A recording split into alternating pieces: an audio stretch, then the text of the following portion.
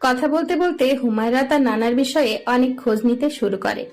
Business সহজ কথা না, তার জন্য বহু টাকা দরকার। সে শুনেছিল তার নানা আগের দিনের জমিদার, টাকা পয়সার অভাব নেই। তার নানার এক ছেলে এক মেয়ে, এত জমাজমি নিশ্চয়ই এখন তার মামার। হুমায়রা মুখ টিপে হাসে। সে নানা বাড়ি যাবে, বিল্ডিং বানানোর জন্য জমি লাগবে, আর টাকা তাও পাবে। নানার অভিমান ভাঙাতে হবে শুধু। রাত 12টা। মহিলাটা একটা ছবির দিকে গভীর চাহনিতে তাকিয়ে আছে আর ভাবছে অতীতের সব সুখের স্মৃতি। ইস, অতীত কেন ফিরে আসে না? ছবির দিকে তাকিয়ে বিড়বিড় করে বলে ওঠে, 22 বছর হচ্ছে তোমার দেখা নেই প্রিয়। আমাদের ভালোবাসার মাঝে চলন আসবে তা কখনই ভাবিনি প্রিয়। আমি কি এতটাই তুচ্ছ ছিলাম তোমার কাছে? সেই সময় তোমাদের টাকা পয়সা যা ছিল তার ডাবল টাকা তো আমার বাবার ছিল। কই, সেই কথা কি তুমি জানতে না? হুট করে এসে কি বললে? মা জোর করে বিয়ে দিয়েছিল। মেয়েদের টাকা পয়সা আছে যা আমাদের সাথে নেই। মায়ের কথার উপর কথা বলতে পারিনি আমি।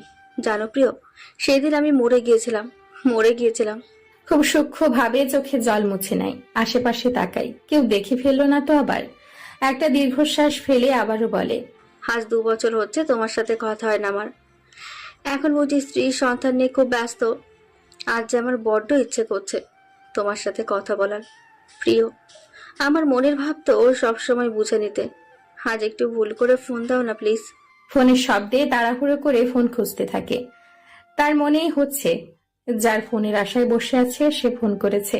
ফোনটা হাতে নিয়ে দেখে তার ধারণা ভুল নয়। সুন্দরভাবে নাম্বার সেভ করা আছে বেইমান দিয়ে।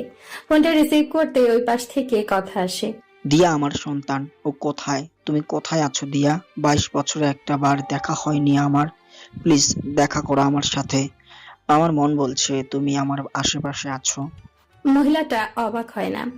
লোকটা যতবার ফোন দেয় ততবার সন্তানের কথা শুনতে চায়। উনি লোকটার কথায় পাত্তা না দিয়ে বলেন, কেমন আছো? তোমার টাকাওয়ালা বউ বাচ্চা কেমন আছে? আর আমার হওয়া না হওয়া শাশুড়ি মা, উনি কেমন আছে? শুনলাম উনি নাকি এখনো আগের মতো নিজের মর্জি সবার উপরে ফেলায়। বিরক্ত হও না তুমি? মহিলার কথায় কান দেন না উনি। লোকটার বুকে ব্যথা হচ্ছে, শ্বাস নিতেও কষ্ট হচ্ছে ওনার, তবুও অনেক কষ্টে বলে ওঠে। আমার সন্তান। মহিলাটা আবারও বিরক্ত হয়। এক কথা কতবার উনি বলবেন তা ভেবে পাচ্ছেন না। রেগে বলেন, আর কতবার বলবো সে নেই? তাকে মেরে ফেলেছি আমার গর্ভে। না না, আমি না, তুমি আর তোমার মা। তখন তো তোমার টাকাওয়ালা বউ 2 মাসের অন্তঃসত্ত্বা ছিল। তাহলে আমি কেন আমার গর্ভের সন্তানকে রাখবো? তুমি ছেড়ে যাওয়ার সাথে সাথেই তাকে মেরে ফেলেছি আমি। ছি, একটা জীবন তুমি শেষ করেছো। তোমাকে বারবার বলেছিলাম তোমাকে আর আমার সন্তানকে মানুষ করার সব টাকা আমি দেব। তাহলে কেন এমন করলে? হাস্যকর না?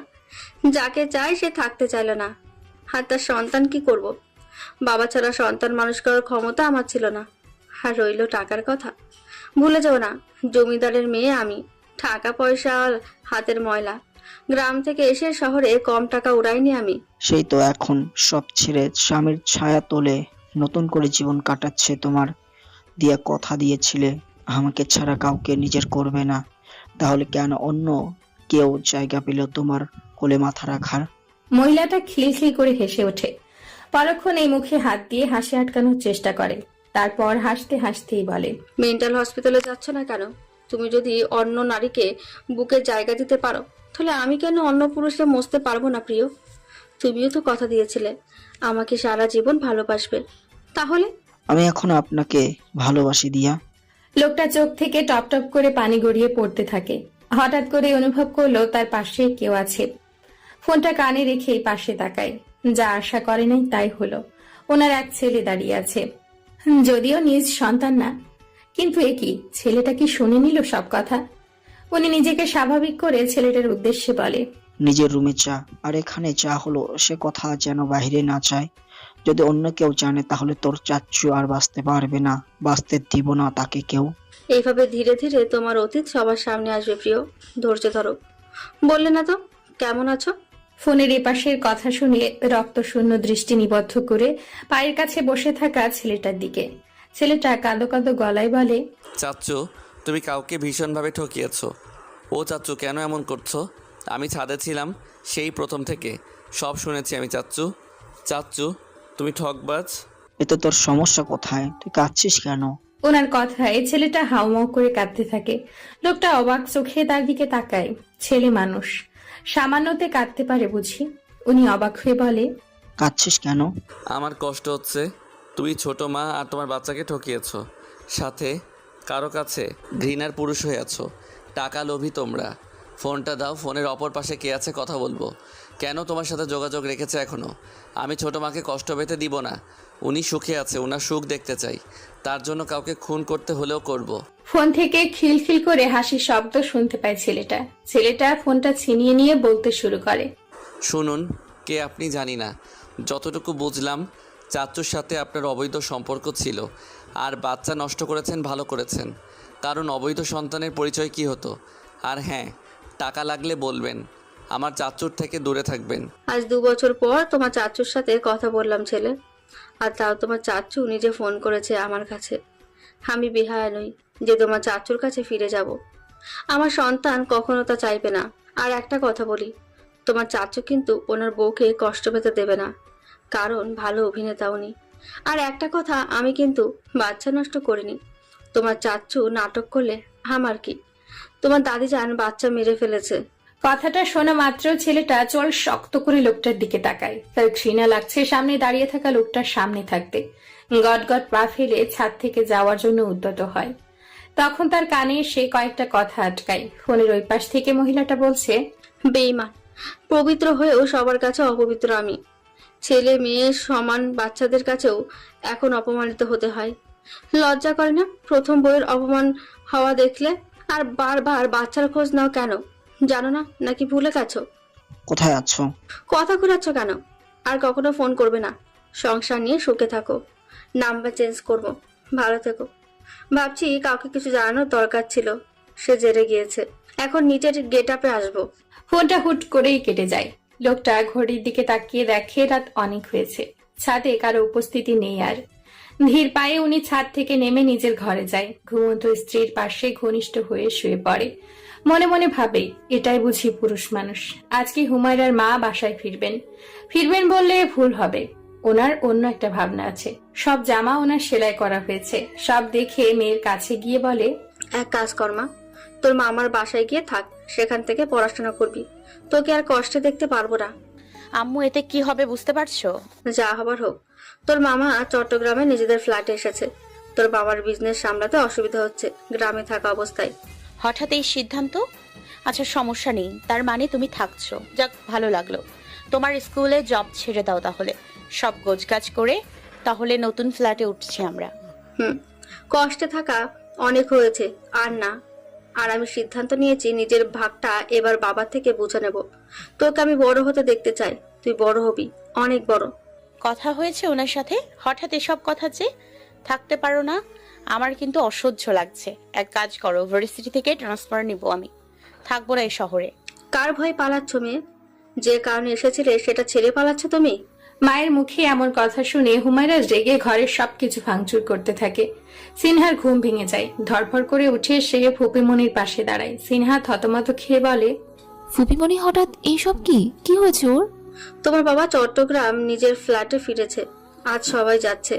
সমস্যা নেই, হুমায়রা এসব ভাঙলে। এসব নিয়ে কি হবে? ওই বাসায় তো সবকিছু আছে। তোমার ইচ্ছে হলে খাট ভাঙো, যাও। তাই বলে এত রাগ? যা বাবা, হুমু তুই খাট ভেঙে ফেল। সিনহা অবাক হয়ে কথাটা বলে। হঠাৎ করে বুঝে নাই হুমায়রার এমন পাগলামি করার কারণ অন্য। এখন মেয়ে তো জমিদারের নাতনি। হুমায়রা রেগে বলে, যা বাল, থাকবো না এই বাড়িতে। সিনহা মুখে আঙ্গুল দিয়ে চুপ থাকে। হুমায়রা রাগের সময় তার সাথে কেউ কথা না বললে রেগে বাড়ি থেকে বেরিয়ে যায়। ঠিক তাই হলো। এটিএম কার্ড বের করে গায়ে একটা হুডি জড়িয়ে চলে যায় সেখান থেকে। সিনহা ফুপিমনির দিকে তাকিয়ে বলে, কি হয়েছে? ওই যে যা শুনলে, তেজ বেড়ে যায় তার, সেটাই ঘটেছে। যা শুনলে রাগ করে তা বলেছো কেন? মেয়েটা কষ্টে আর কত থাকবে, সহ্য হচ্ছে না, তাই সবাই নতুন ফ্ল্যাটে উঠছি। আমার কি, আমি আগের মতো ঘুরবো ফিরবো, এটাই অনেক। রাত 11টার সময় রাস্তার কিনারা ধরে হাঁটতে থাকে একটা রমণী। গায়ে তার ব্ল্যাক শার্ট, পরনে ব্ল্যাক জিন্স, চোখে কালো সানগ্লাস, হাতে আইফোন। মনে দুঃখ নিয়ে চলছে সে আপন মনে। তার থেকে ঠিক 5 মিনিট দূরত্ব রেখে হাঁটছে 3টা ছেলে। সবার গায়ে ব্ল্যাক হুডি জড়ানো। তাদের দেখে কেউ সহজে বুঝবে না তারা আসলে কে। মেয়েটা ফোন দিয়ে সিনহার সাথে কিছুক্ষণ কথা বলে। মায়ের সাথে রাগ হওয়ায় কথা বলে না।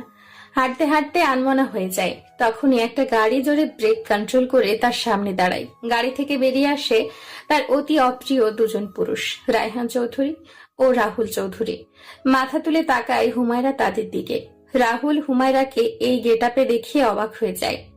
রায়হান চৌধুরী নিজেও অবাক হয়ে তাকিয়ে থাকে। তিনি তো বলেই ফেলে, এই মেয়ে ফোনে এইসব কই থেকে চুরি করেছে? আমাকে দেখে কি আপনার চোর মনে হচ্ছে? দেখে তো চোর না, ডাকাত মনে হচ্ছে। এটা এমন সাজছে রাত বিরাতে ডাকাতি করে নাকি? কে তুমি? রাহুলের প্রশ্নে হুমায়রা ঠোঁট কামড়ে ধরে। ভাবতে থাকে কি বলবে। সত্যি তো কখনো বলতে পারবে না, কিছু একটা তো বলতেই হবে। সে কারণে অনেক ভেবে বলে, আসলে এই ফোনটা সিনহা আপুর। আপুরা অনেক বড় লোক, ওনার বাবা চট্টগ্রামে থাকতো না দেখে আপু আমার কাছে থাকতে এসেছিল। আর রাহুল চৌধুরী আপনি তো চেনেন আপুকে, আপুর বাবা ফিরে এসছে, ওনার অনেক টাকা, সে কারণে আমি আজ একটু এমন সাজলাম দেখার জন্য আমি যেদিন আপনার চেয়ে বেশি টাকার মালিক হব তখন কেমন লাগবে আমাকে। এই মেয়ে পাগল নাকি তুমি? এত রাতে বাইরে ঘুরছো কোন সাহসে? পিছনে তাকিয়ে দেখো, 3টা ছেলে তোমাকে ফলো করছে। গাড়িতে উঠো, বাড়ি পৌঁছে দিচ্ছি। বাবা রে, আজ রায়হান চৌধুরী ভালো মানুষ হলো দেখি। শুনুন এমপি সাহেব, নিজের কাজে মন দেন। সামনের বার আপনি এমপি হতে পারবেন না, আমার সাথে ভালো ব্যবহার করার দরকার নেই। তাদের কথা শেষ না হতেই তিনজন এগিয়ে আসে। হুমায়রা আড়ালে হাতের ইশারায় তাদের সামনে এগোতে বলে। রাহুলের চোখে সেটা না পড়লেও রায়হান চৌধুরী খুব ভালোভাবে বুঝতে পারে।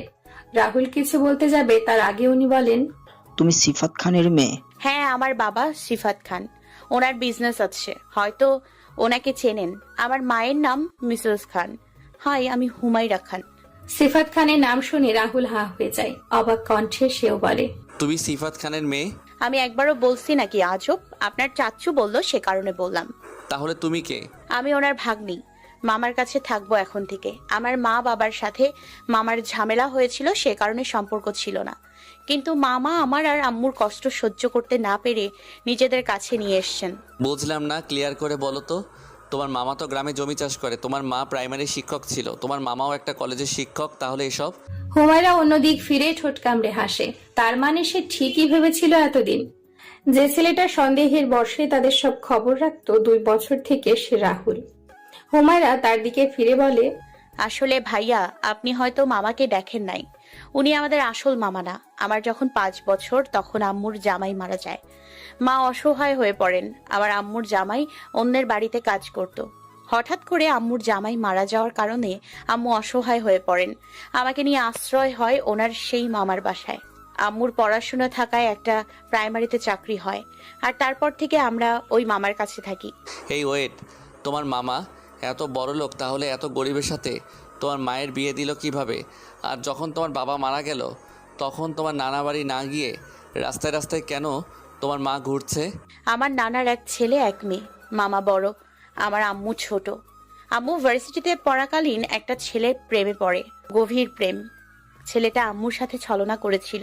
সব সময় ছেলেটা বলতো তার অনেক টাকা, সে কারণে আম্মু আর ভাবে নাই, রিলেশন কন্টিনিউ ছিল।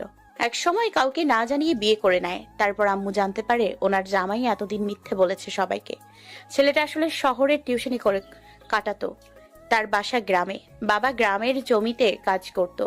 সব জানার পরে আর আমার আম্মু ওনাকে ছাড়তে পারে নাই, কারণ তখন আমি আম্মুর গর্ভে ছিলাম। ছেলেটা মিথ্যা বলার কারণে ক্ষমা চায়। আম্মুর টাকার লোভ ছিল না, সে কারণে উনি জামাইয়ের হাত ধরে গ্রামে পা রাখে। সেখানে মাটির বাড়ি ছিল, তাও আবার অন্যের জায়গায় থাকতো তারা। এক সময় ওনার স্বামী অন্যের বাড়িতে কাজ করে সংসার চালাতে শুরু করে। নানা আর মামা আম্মুর এমন পালিয়ে বিয়ে করা, তার উপর ছেলে গরিব, সব শুনে আম্মুকে মেনে নেয় না। এরপর থেকে নানা বাড়ি আর মামার সাথে সব যোগাযোগ বন্ধ হয়ে যায়। এরপর আম্মুর জামাই মারা গেল, আম্মুকে জায়গা থেকে বিতাড়িত করলো গ্রামবাসী। আম্মু অসহায় হয়ে পড়ার পর পালিত মামার কাছে আশ্রয় পেল। সেখানে আমি বড় হতে থাকলাম। এতদিন পর মামার অভিমান ভেঙে গেল। মামা আম্মুর খোঁজ করে নিজের কাছে নিয়ে আসলো, আর মামা আমাকে নিজের মেয়ের মতো মনে করে ফোন দিয়েছে আর বলেছে বড়লোকদের মতো বাঁচতে। টাকা পয়সা তো সব আমার আর সিনহাপুর। কথাগুলো এক নাগাড়ে বলে থামে হুমায়রা। রাহুল চৌধুরী আর রায়হান চৌধুরী এবার সব বুঝতে পারে। হঠাৎ করে রাহুল চৌধুরী বলে, তাহলে এত কিছুর মাঝে চৌধুরী বাড়ির সবাইকে ঘৃণা করার বিষয় আসলো কোথা থেকে? চৌধুরী বাড়ির সবাইকে ঘৃণা করো কেন? এটার কারণ দুইটা। এক, সিনহা আপুর সাথে সাদিক শিকদারের সম্পর্ক ছিল, উনি আপুকে ঠকিয়েছে। ওনার মা তো চৌধুরী বংশের, সেজন্য ভাবছি চৌধুরী বাড়ির সবাই খারাপ। দুই, চৌধুরী গ্রুপের সাথে খান গ্রুপের একটা ঝামেলা হয়েছিল, তাই চৌধুরী বাড়ির সবাইকে ঘৃণা করি। এই দুইটা কারণ ছাড়া আর কোনো কারণ নেই। এসব সিনহা আপুর থেকে শুনেছিলাম, সে কারণে ঘৃণা লাগা শুরু হয়। মামার সাথে সম্পর্ক না থাকলেও সিনহা আপুর সাথে একসময় পরিচয় হয়, সেখান থেকে সিনহা আপুর সাথে সম্পর্ক ভালো আমার। সব বুঝলাম, টাকার জন্য ঘৃণা হয় এটা নতুন না। তবে এটা বলো মেয়ে, তুমি বাবাকে সব সময় আম্মুর জামাই বলে কেন সম্বোধন করেছো? আমি মেয়ে, সে কারণে আম্মুর জামাই আমাকে পছন্দ করতো না। ওনার ছেলে দরকার ছিল, গ্রামের মানুষ ছেলে সন্তান চায়। সেখানে থেকে ওনার প্রতি আমার ঘৃণা হতে থাকে। যত বড় হলাম তত ঘৃণা করতে শুরু করি। হ্যাঁ চাচ্চু, বুঝলে মেয়ের কাহিনী? হঠাৎ করে বড়লোক হলে যা হয় আর কি। দেখো না একদিনে মেয়ের চেঞ্জ। দেখো দেখো হঠাৎ টাকার মালিক হলে কি অবস্থা হয়। মিস্টার রাহুল চৌধুরী, আপনি কিন্তু আমাকে অপমান করছেন। আমার সাথে তোমার একটা চুক্তি হয়েছিল, শুনেছিলাম টাকার মালিক হয়ে দেখাবে। তাহলে এটাই ছিল সেটা নাকি? অন্যের টাকাকে নিজের বলে দাবি করছো, হেরে গেলে মেয়ে, এটা তো তোমার টাকা না। রাহুল চৌধুরী, আপনিও কিন্তু টাকার মালিক না। সব টাকা তো আপনার বাবার, নিজের বাবার বিজনেস সামলান আপনি। ওইটা কিন্তু আপনার বিজনেস না। বাবার পর তো সব আমারই হবে। হুমায়রা হাসতে হাসতে চলে যায়। সামনে এসে একটা গাড়ি দাঁড়িয়ে পড়ে। সে গাড়িতে উঠে যেতে থাকে, বিড়বিড় করে বলে, বাবার সবকিছু সন্তানের হলে আমার তো অনেক কিছু আছে মিস্টার চৌধুরী, সবকিছুতে ভাগ বসাতে নেই। আপনি তো বাবার টাকায় চলেন, আমি নিজের টাকা দিয়ে আপনার সাথে লড়বো, দেখে নিন। হুমায়রা যাওয়ার পর রায়হান চৌধুরী রাহুলের উদ্দেশ্যে বলেন, শুনেছিলাম সিফাত খানের একটা বোন আছে, সেটা তাহলে হুমায়রার মা। কিন্তু সিফাত খান কখনো তার বোনের বিষয়ে কথা বলে নাই, তাহলে এই কারণেই। কিন্তু এটা বলতো, তোর সাথে মেয়েটার কিসের চুক্তি হয়েছে? রাহুল বাজির কথাটা খুলে বলে। সেদিন কি কি কথা হয়েছিল সেসব। সব শেষে বলে, চাচ্চু, মেয়েটাকে দেখো কত কষ্টে বড় হয়েছে। হঠাৎ করে মামা এসে তাদের সংসারের হাল ধরলো। পুরুষ মানুষ ছাড়া সংসার সামলানো আসলেই কষ্টকর। সেখানে যদি কোনো পুরুষ বেইমানি করে তাহলে কি ভালো হয় বলো? রাহুল যে কথা দিয়ে খোঁটা দিল তা বুঝতে সমস্যা হয়নি রায়হান চৌধুরীর। ছেলেটা এখন তাকে তেমন সহ্য করতে পারছে না, তবুও হাসার চেষ্টা করে বলে, মেয়েটার সাথে যোগাযোগ আছে? আছে। ভালোবাসিস? শরীরে স্পর্শ দেওয়া ভালোবাসি না, তার হৃদয় স্পর্শ করব। আমার ভালোবাসা দিয়ে গভীরভাবে ভালোবাসি। সাবধান। সবাই বুঝি এক। মার্চ মাসের 7 তারিখ। এই কয়েকদিন এ বাড়ি আর ওই বাড়ি কারোর সাথে কারো দেখা হয়নি। হুমায়রা রেডি হয় ভার্সিটিতে যাওয়ার জন্য। কয়েকদিন থেকে ভার্সিটিতে যায়নি সে। সিনহা এসে তার পাশে দাঁড়ায়, মাথার চুলগুলো আঁচড়ে হুমায়রার দিকে তাকিয়ে বলে, হুমু, একটা জিনিস খেয়াল করেছিস কিনা জানি না, কিন্তু তোকে কেউ ফলো করছে কয়েকদিন ধরে। তোর রুমে আসার সময় দেখলাম বাইরে কেউ একজন ঘুরঘুর করছে। কে তারা, কিছু কি জানিস? আমার না, তারা অন্য কাউকে খুঁজতে এসছে। বাদ দে আপু, কাকে? যাকে খুঁজতে এসছে সে আজ দেশের বাইরে যাচ্ছে। যে লোক লাগিয়েছে তাকে এত সহজে ধরা দেই কিভাবে বল? আজ তো ফুপিমণি আমেরিকা যাচ্ছে, তাহলে বাইরে যারা আছে তারা ফুপিমণির খোঁজে? ওয়েট ওয়েট, ফুপিমণির উপর নজর রাখবে কেন? ওনার তো কোনো শত্রু নেই। শত্রু থাকলে তোর আছে। আমার শত্রু থাকবে কেন? মাকে একজন দেখেছে এই বাড়িতে প্রবেশ করতে, তো উনি সন্দেহ করে নজর রাখছে। উনি? আম্মুকে এয়ারপোর্টে দিয়ে আসার পর ভার্সিটিতে যাব, সে কারণে এত সকালে ওঠা। যা আম্মুকে আসতে বল। হুমায়রার কথা শেষ হতেই সেখানে উপস্থিত হয় তার মা। উনি মেয়ের দিকে তাকিয়ে একটা হাসি উপহার দেয়। হুমায়রা আম্মুকে জড়িয়ে ধরে বলে, আলহামদুলিল্লাহ আম্মু, আমি ভাবতেও পারি নাই জামাগুলো এত তাড়াতাড়ি বিক্রি হয়ে যাবে। মামু যে বিদেশের ক্লায়েন্টকে আমার জামার ডিজাইন দেখিয়েছে আমাকে না জানিয়ে, সেটাও জানতাম না। আমার ডিজাইন দেশের বাইরের মানুষ পছন্দ করেছে। আমার বিশ্বাস হচ্ছে না। দেখিস মা, তুই একদিন বিজনেসম্যান হবি। আমি তো যাচ্ছি তোর 10টা জামার ডিজাইন নিয়ে। দেখি যদি ওনারা পছন্দ করে তাহলে অর্ডার নিয়ে আসবো। কিন্তু সমস্যা আছে এখানে একটা। ফুপিমণি, চিন্তা করো না, আব্বু কাল নানার সাথে কথা বলেছে। নানা জমাজমির ভাগ দিবে বলেছে। হুমু, তুই সেখানে নিজের। দেখ সিনহা, মামার সাথে বিজনেস চালু করলে সম্পূর্ণ ক্রেডিট মামার হয়ে যাবে, আর আমি সেটা চাই না। নিজে থেকে সব করতে চাচ্ছি আমি। সবাই জানবে আমি সব কিছু করেছি। মামার কারখানা থেকে জামা তৈরি করলে সেখানে মামার লোগো থাকবে। ওরে গাধা, দেখ জামার ডিজাইন তোর, জামার কাটিং তুই নিজেই করবি, শুধু সেলাই। দেশের বাহির থেকে অর্ডার আসলে 1-2টা আসবে না, অনেক অর্ডার হবে। তাই তুই বাবার কারখানা থেকে সাহায্য নিবি, সেই বিনিময়ে না হয় টাকা দিস। মা, সিনহা কথাটা খারাপ বলেনি। আমি আগে যাই, কি হয় দেখে আসি। চলো, সময় হয়ে যাচ্ছে। মায়ের কথাই হুমায়রা আর কিছু বলে না। মাকে নিয়ে গাড়িতে গিয়ে ওঠে, নিজে ড্রাইভ করে এয়ারপোর্ট দিয়ে আসে। যাওয়ার আগে নাদিয়া খান মেয়ের মাথায় হাত দিয়ে বলে, চিন্তা করিস না, সামনে তোর ইনকোর্স এক্সাম, পড়াশোনা কর। আর সময় পেলে জামার নতুন ডিজাইন করিস। 1 মাসের ব্যাপার, সাবধানে থাকিস। তুমি আমার চিন্তা করো না আম্মু, আমি ডিল না পেলেও খুশি হব। কারণ নিজের বলতে কিছু নেই আমার। টাকা, বহু টাকা লাগবে যা আমার নেই। জমি দেখতে হবে কারখানা তৈরি করার জন্য। শোন, তুই বলছিস যে আগে কারখানা বানাবি, তারপর জামা সেল করবি। দেখ, নতুন কারখানা থেকে সহজে কাজ পাবি না। তুই মাত্র একবার জামা তৈরি করেছিস, তাতেই বাইরের দেশ থেকে পছন্দ করেছে। আস্তে আস্তে বড় হতে হবে, একেবারে বড় হতে চাইলে হবে না। আচ্ছা যাও, আমি অপেক্ষা করব না। কেউ দেখলে সমস্যা হবে। সাবধানে যাও আম্মু, পৌঁছে ফোন দিও। নাদিয়া খান হালকা হাসে। মেয়ে ওনাকে সাবধানে যেতে বলছে, যেখানে মায়ের এই কথাটা বলা উচিত। এয়ারপোর্ট থেকে বেরিয়ে আসার সময় একটা ছেলের সাথে ধাক্কা খায় হুমায়রা। ধাক্কা সামলে উঠতে না পেরে সিঁড়ি থেকে পড়ে যায়। সিঁড়ির শেষের ধাপে ছিল, সে কারণে বেশি লাগে নাই। এদিকে ছেলেটা হঠাৎ করে দাঁড়িয়ে পড়ে। ঘুম থেকে তার দেরি হওয়ার কারণে এয়ারপোর্টে গাড়ি থেকে নামার পর দৌড়ে আসছিল। কোনো দিকে না তাকিয়ে দৌড়ানোর কারণে তার ধাক্কায় কেউ পড়ে যায়। নিজের কপালে আঙ্গুল দিয়ে স্লাইড করে মেয়েটার দিকে হাত বাড়িয়ে দেয়। মাথা নিচু করে থাকার কারণে মুখটা দেখা যাচ্ছে না। ছেলেটা নরম কণ্ঠে শুধায়, হেই মিস, জলদি আপনার হাতটা দিন। আই এম সো সরি, আমার তাড়া ছিল সে কারণে আপনাকে খেয়াল করি নাই। মিস, আমার হাতটা ধরে উঠুন জলদি। হুমায়রা কণ্ঠ শুনে চট করে মাথা তুলে তাকায়। সামনে কালো সানগ্লাস, কালো স্যুট পরিহিত রাহুলকে দেখে এক মুহূর্তের জন্য থমকে যায়।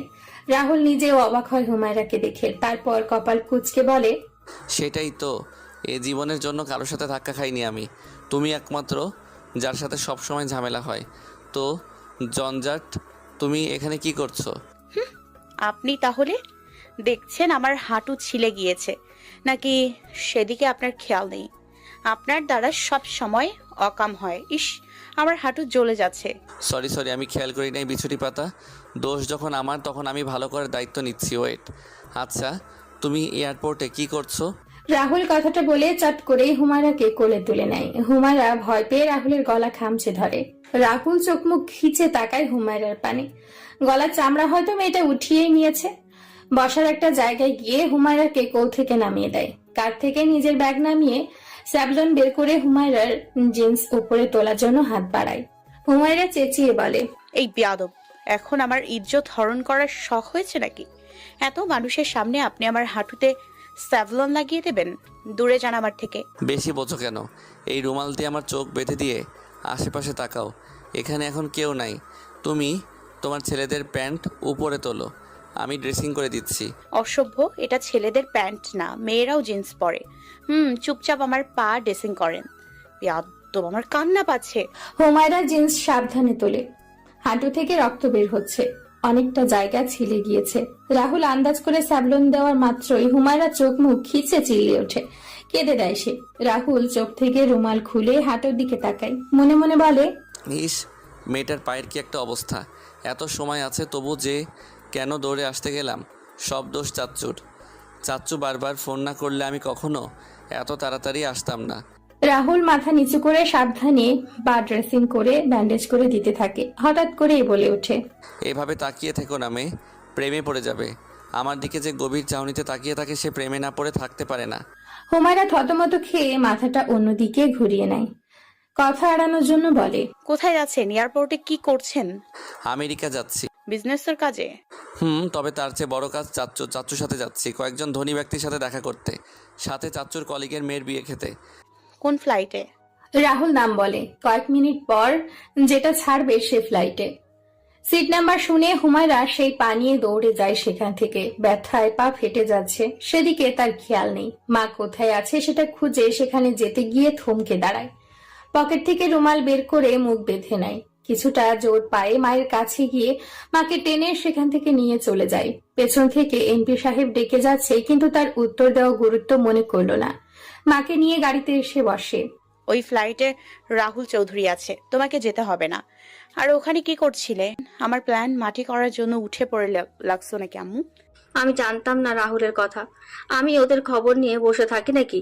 তুই খোঁড়াচ্ছিস কেন? দেখি পায়ে কি হয়েছে। কিছু না, সেসব বাদ দাও। এমপির সাথে তোমার কথা হয়েছে? কি কথা হয়েছে? তুমি আবার সব বলে দাও নাই তো? তোমার পেটে কথা থাকে না আবার। একটা চড় দেব। আমি তোর মা হই, ভালোভাবে কথা বল। শুধু আমাকে দেখেছে, কথা বলার সুযোগ পাইনি। তার আগেই তুই চলে এসেছিস। ও, তুই কিভাবে জানলি? রাহুল চৌধুরী থেকে শুনলাম রাহুল চৌধুরী যাচ্ছে আমেরিকা। সিট নাম্বার তোমার পাশের সিট, সে কারণে তোমার কাছে আসা। রাতে যেও তুমি। তুই চিন্তা করিস না, আমাকে যেতে দে। ফ্লাইট এখন ছেড়ে দিবে, আমাকে যেতে হবে। তুই বাড়ি যা। কিন্তু আম্মু। একটা ছেলের সাথে কথা হলো, আমার সিটে ছেলেটার বউ বসেছে। আসলে অভিমান করে মেয়েটা নিজ দেশে যাচ্ছে। ছেলেটা অভিমান ভাঙাতে নিজেও যাবে। আগে পিছে টিকিট করায় আলাদা সিট হয়েছে, আমি চেঞ্জ করে নিব, ঠিক আছে? হুমায়রা কথা বলে না। নাদিয়া খান গাড়ি থেকে বেরিয়ে যায়। বের হতেই দেখা হয় রাহুলের সাথে। রাহুল হুমায়রাকে খুঁজতে খুঁজতে চলে এসছে। হুমায়রা তার আগেই গাড়ি নিয়ে চলে যায়। নাদিয়া রাহুলকে না দেখার ভান করে সেখান থেকে চলে যেতে নিলেই রাহুল পিছু ডেকে বলে, আন্টি আপনিও আমেরিকা যাচ্ছেন নাকি? সময় তো বেশি নেই। কি করতে যাবেন আপনি? ডাক্তার দেখাতে। উনি ছোট্ট করে উত্তর দেয়। রাহুল ওনার পায়ের সাথে পা মিলিয়ে হাঁটতে হাঁটতে বলে, একা? আর কোন ডাক্তার? ডাক্তার রণজিৎ সাউ। উনি তো হার্টের ডাক্তার। আপনার হার্টের সমস্যা আর আপনি একা যাচ্ছেন? সাথে কাউকে নিচ্ছেন না কেন? একা একা কি চিনতে পারবেন? হুমায়রার এক্সাম সামনে, ওকে নেওয়া ঠিক হবে না। সিনহার ফাইনাল এক্সাম, ওকেও নেওয়া যাবে না। ভাইয়া বিজনেস নিয়ে ব্যস্ত। এটা বলো, তুমি রণজিৎ সাহুকে কিভাবে চেনো? 2 মাস আগে বাবাকে নিয়ে গেছিলাম। বাবার হার্টের অপারেশন করা হয়েছে। আপনার সমস্যা কি খুব বেশি? দেশে চিকিৎসা না করে বাহিরে করছেন যে? আমি যার খোঁজ করছি তাকে পেয়ে গেছি, তুমি এখন যাও। নাদিয়া কথাটা বলে সেই ছেলেটার কাছে যায়। গিয়ে সিট সম্বন্ধে কথা বলে। রাহুল অবাক হয়ে সেখান থেকে যায়। যাওয়ার আগে ছেলেটার দিকে তাকায়। ছেলেটা কে সেটাই ভাবে। রাহুল প্লেনে ওঠার আগে বাড়ির সবার সাথে একবার কথা বলে নেয়। 5 দিনের জন্য যাচ্ছে সে। বন্ধু বান্ধব কারো সাথে দেখা হবে না ভেবেই মন খারাপ তার। সবার সাথে কথা বলার পরে হুমায়রার ফোনে ফোন দেয়।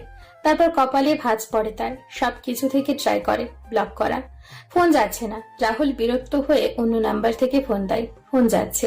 ফোন রিসিভ হতে রাহুল হতাশ হয়ে বলে, বাহ, আমাকে সব জায়গা থেকে ব্লক করা হয়েছে। হুম। তা এটার কারণ কি জানতে পারি? কেন ব্লক করেছো? আমি তো ফোন দিয়ে তোমাকে জ্বালাই না। সবার সাথে কথা বলতে হবে, এটা তো কোনো কথা নয় রাহুল চৌধুরী। আপনি আমার কেউ না যে কথা বলতেই হবে। সাবধানে যাবেন, রাখি। হুমায়রা ফোন কেটে দিয়ে গাড়ি চালাতে মন দেয়। এদিকে রাহুল ফোনের দিকে তাকিয়ে বলে, ভেবেছিলাম তার মনে আমার জন্য কিছু রয়েছে। এখন দেখি সবকিছু মিথ্যা। হেরে গেলাম। আমার ভালোবাসা বুঝলো না মেয়েটা। দেওয়ালের সাথে হুমায়রাকে চেপে ধরে রেখেছে রাহুল। হুমায়রা ভয়ে চোখ মুখ খিচে বন্ধ করে রাখে। রাহুল অদ্ভুত চাহনিতে তার প্রিয়সীকে দেখতে থাকে। এই মেয়েটা কেন তাকে বুঝতে চায় না? হুমায়রার হাতে চাপ দিয়ে বলে, অনেক হয়েছে, আর না। আমি আর সহ্য করতে পারছি না। তোমাকে না দেখে 5 দিন ছিলাম, তাতেই আমার অবস্থা পাগল প্রায়। প্লিজ চলো না আমরা বিয়ে করে নেই। বিয়ে আর আপনাকে? ঘুমিয়ে ঘুমিয়ে স্বপ্ন দেখুন রাহুল চৌধুরী। ছাড়ুন আমাকে। যে কোনো সময় এখানে কেউ চলে আসবে, আমার হাতে লাগছে। লাইব্রেরিতে যেন এ সময় কেউ না আসে, তার ব্যবস্থা আমি করেছি। আজ এখানে তোমাকে বাঁচাতে কেউ আসবে না। হয় আমার প্রপোজ অ্যাকসেপ্ট করো, নয়তো কি? হ্যাঁ, ধর্ষণ করবেন নাকি অপমানিত করবেন সবার সামনে?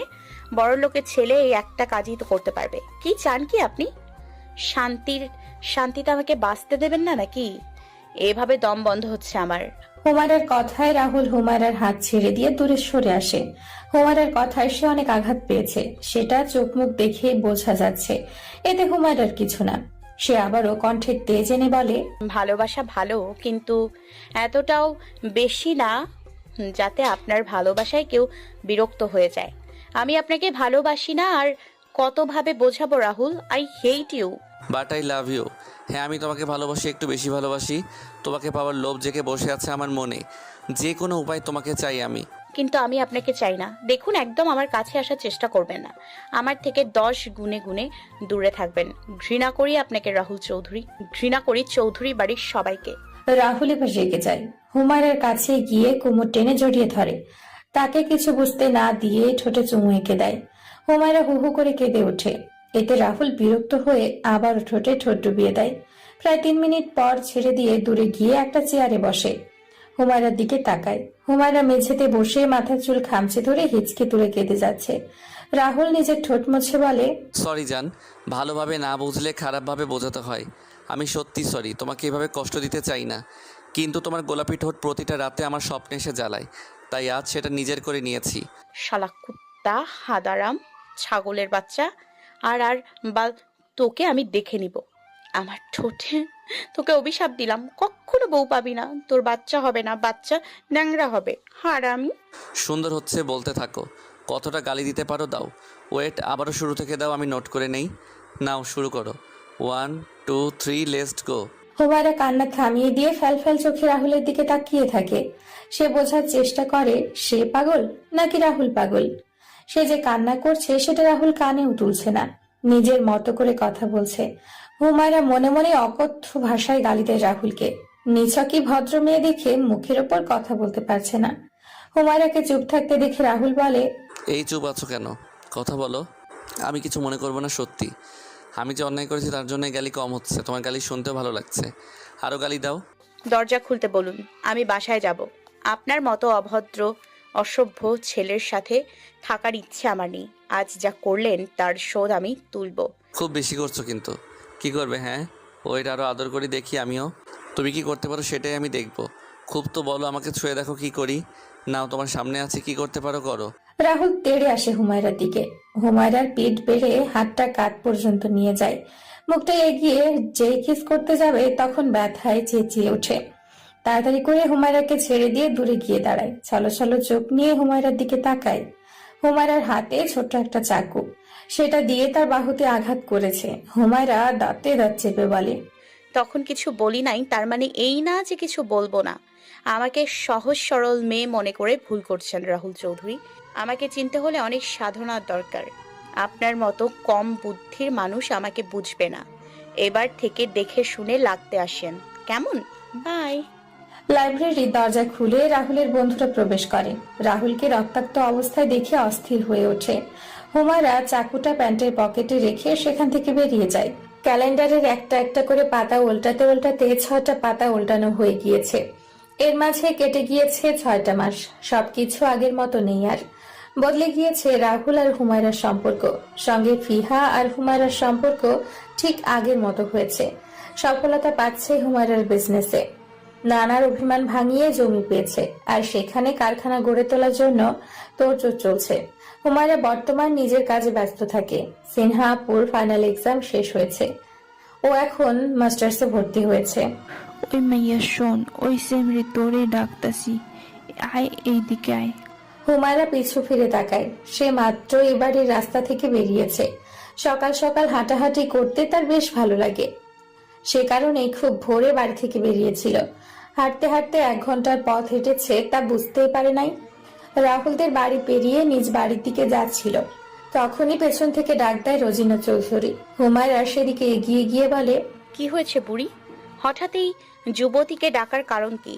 আমার সাথে জগিং এ যাওয়ার শখ হয়েছে নাকি? কিন্তু বুড়ি মুখ চাইলেই তো জগিং করা যায় না। চুপ কর বেয়াদব মেয়ে, এখানে বস দেখি, তোর সাথে আমার কথা আছে। বড় বৌমা আমাকে ধরে ধরে বসার জায়গায় নিয়ে যাও তো।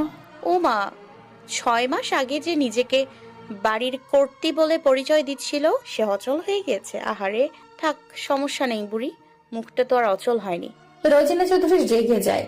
হাত উঁচিয়ে চড় দিতে যাবে তখন হুমায়রা হাতটা ধরে বলে, না, বুড়ির গায়ে জোর আছে দেখছি।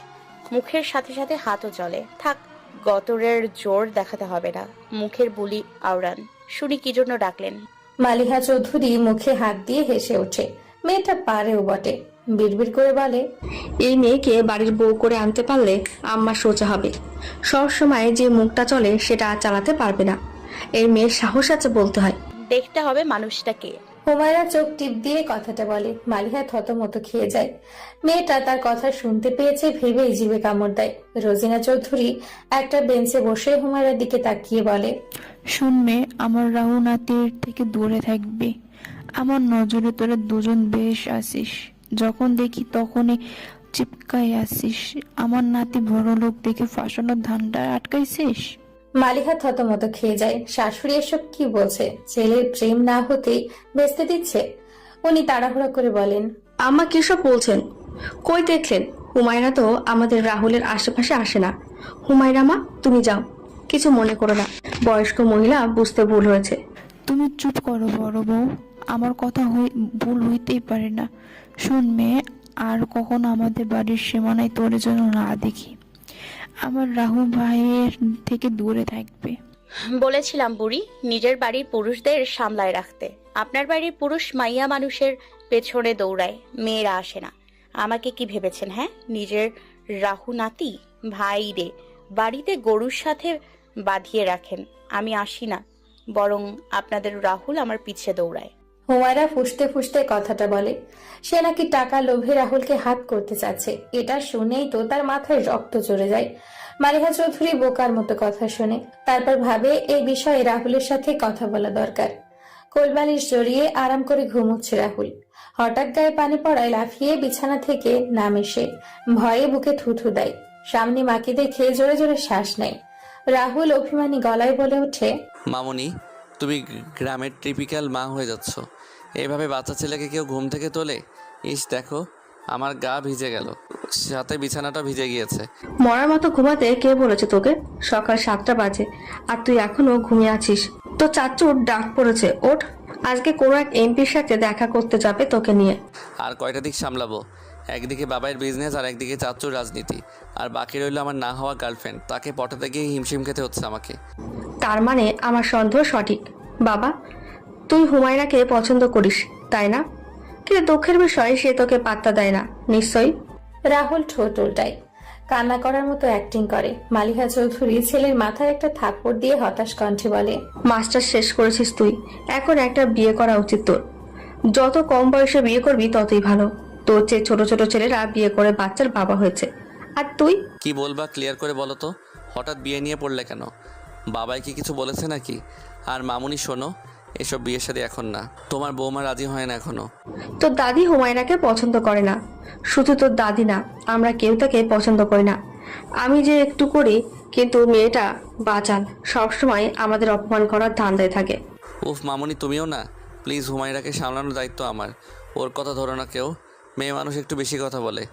এসব ছাড়ো, আজ কি নতুন কিছু হয়েছে যার জন্য আমার সাদের ঘুম ভাঙালে? কিছুক্ষণ আগে ঘটে যাওয়া সকল ঘটনা বলে রাহুলকে। রাহুল সব শুনে নাক কুঁচকে ফেলে। হুমায়রা আর রোজিনা চৌধুরীকে নিয়ে সে বড়ই বিপদে আছে। কাউকে নিজের মতো করে নিতে পারছে না। রাহুল অসহায় কণ্ঠে বলে, আর কত কি দেখতে হবে আল্লাহ জানে। মামুনি এখন তো হুমায়রার সামনে গেলে আমাকে বলবে কি রাহুল চৌধুরী ছেড়ে দেওয়া গরুর মতো মেয়েদের পিছনে ছুটেছেন কেন? আপনার দাদি তো সব দোষ আমার দিচ্ছে। না মামুনি, আর পারছি না সহ্য করতে। আমাকে এবার একটা বিয়ে দাও।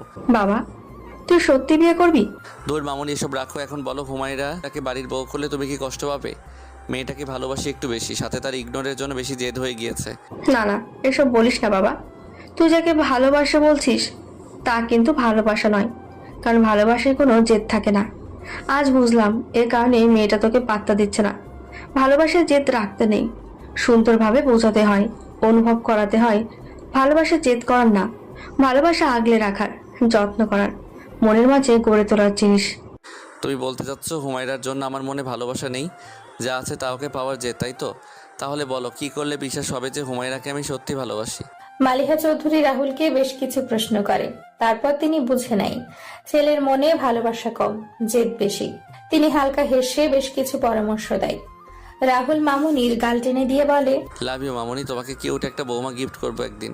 দোয়া করো সেই কিউটি যেন তোমার ছেলেকে একটু দয়া দেখায়। 2 দিন পর হুমায়রা দেখা পাবে, তাও এই অবস্থায় কল্পনা ছিল না রাহুলের।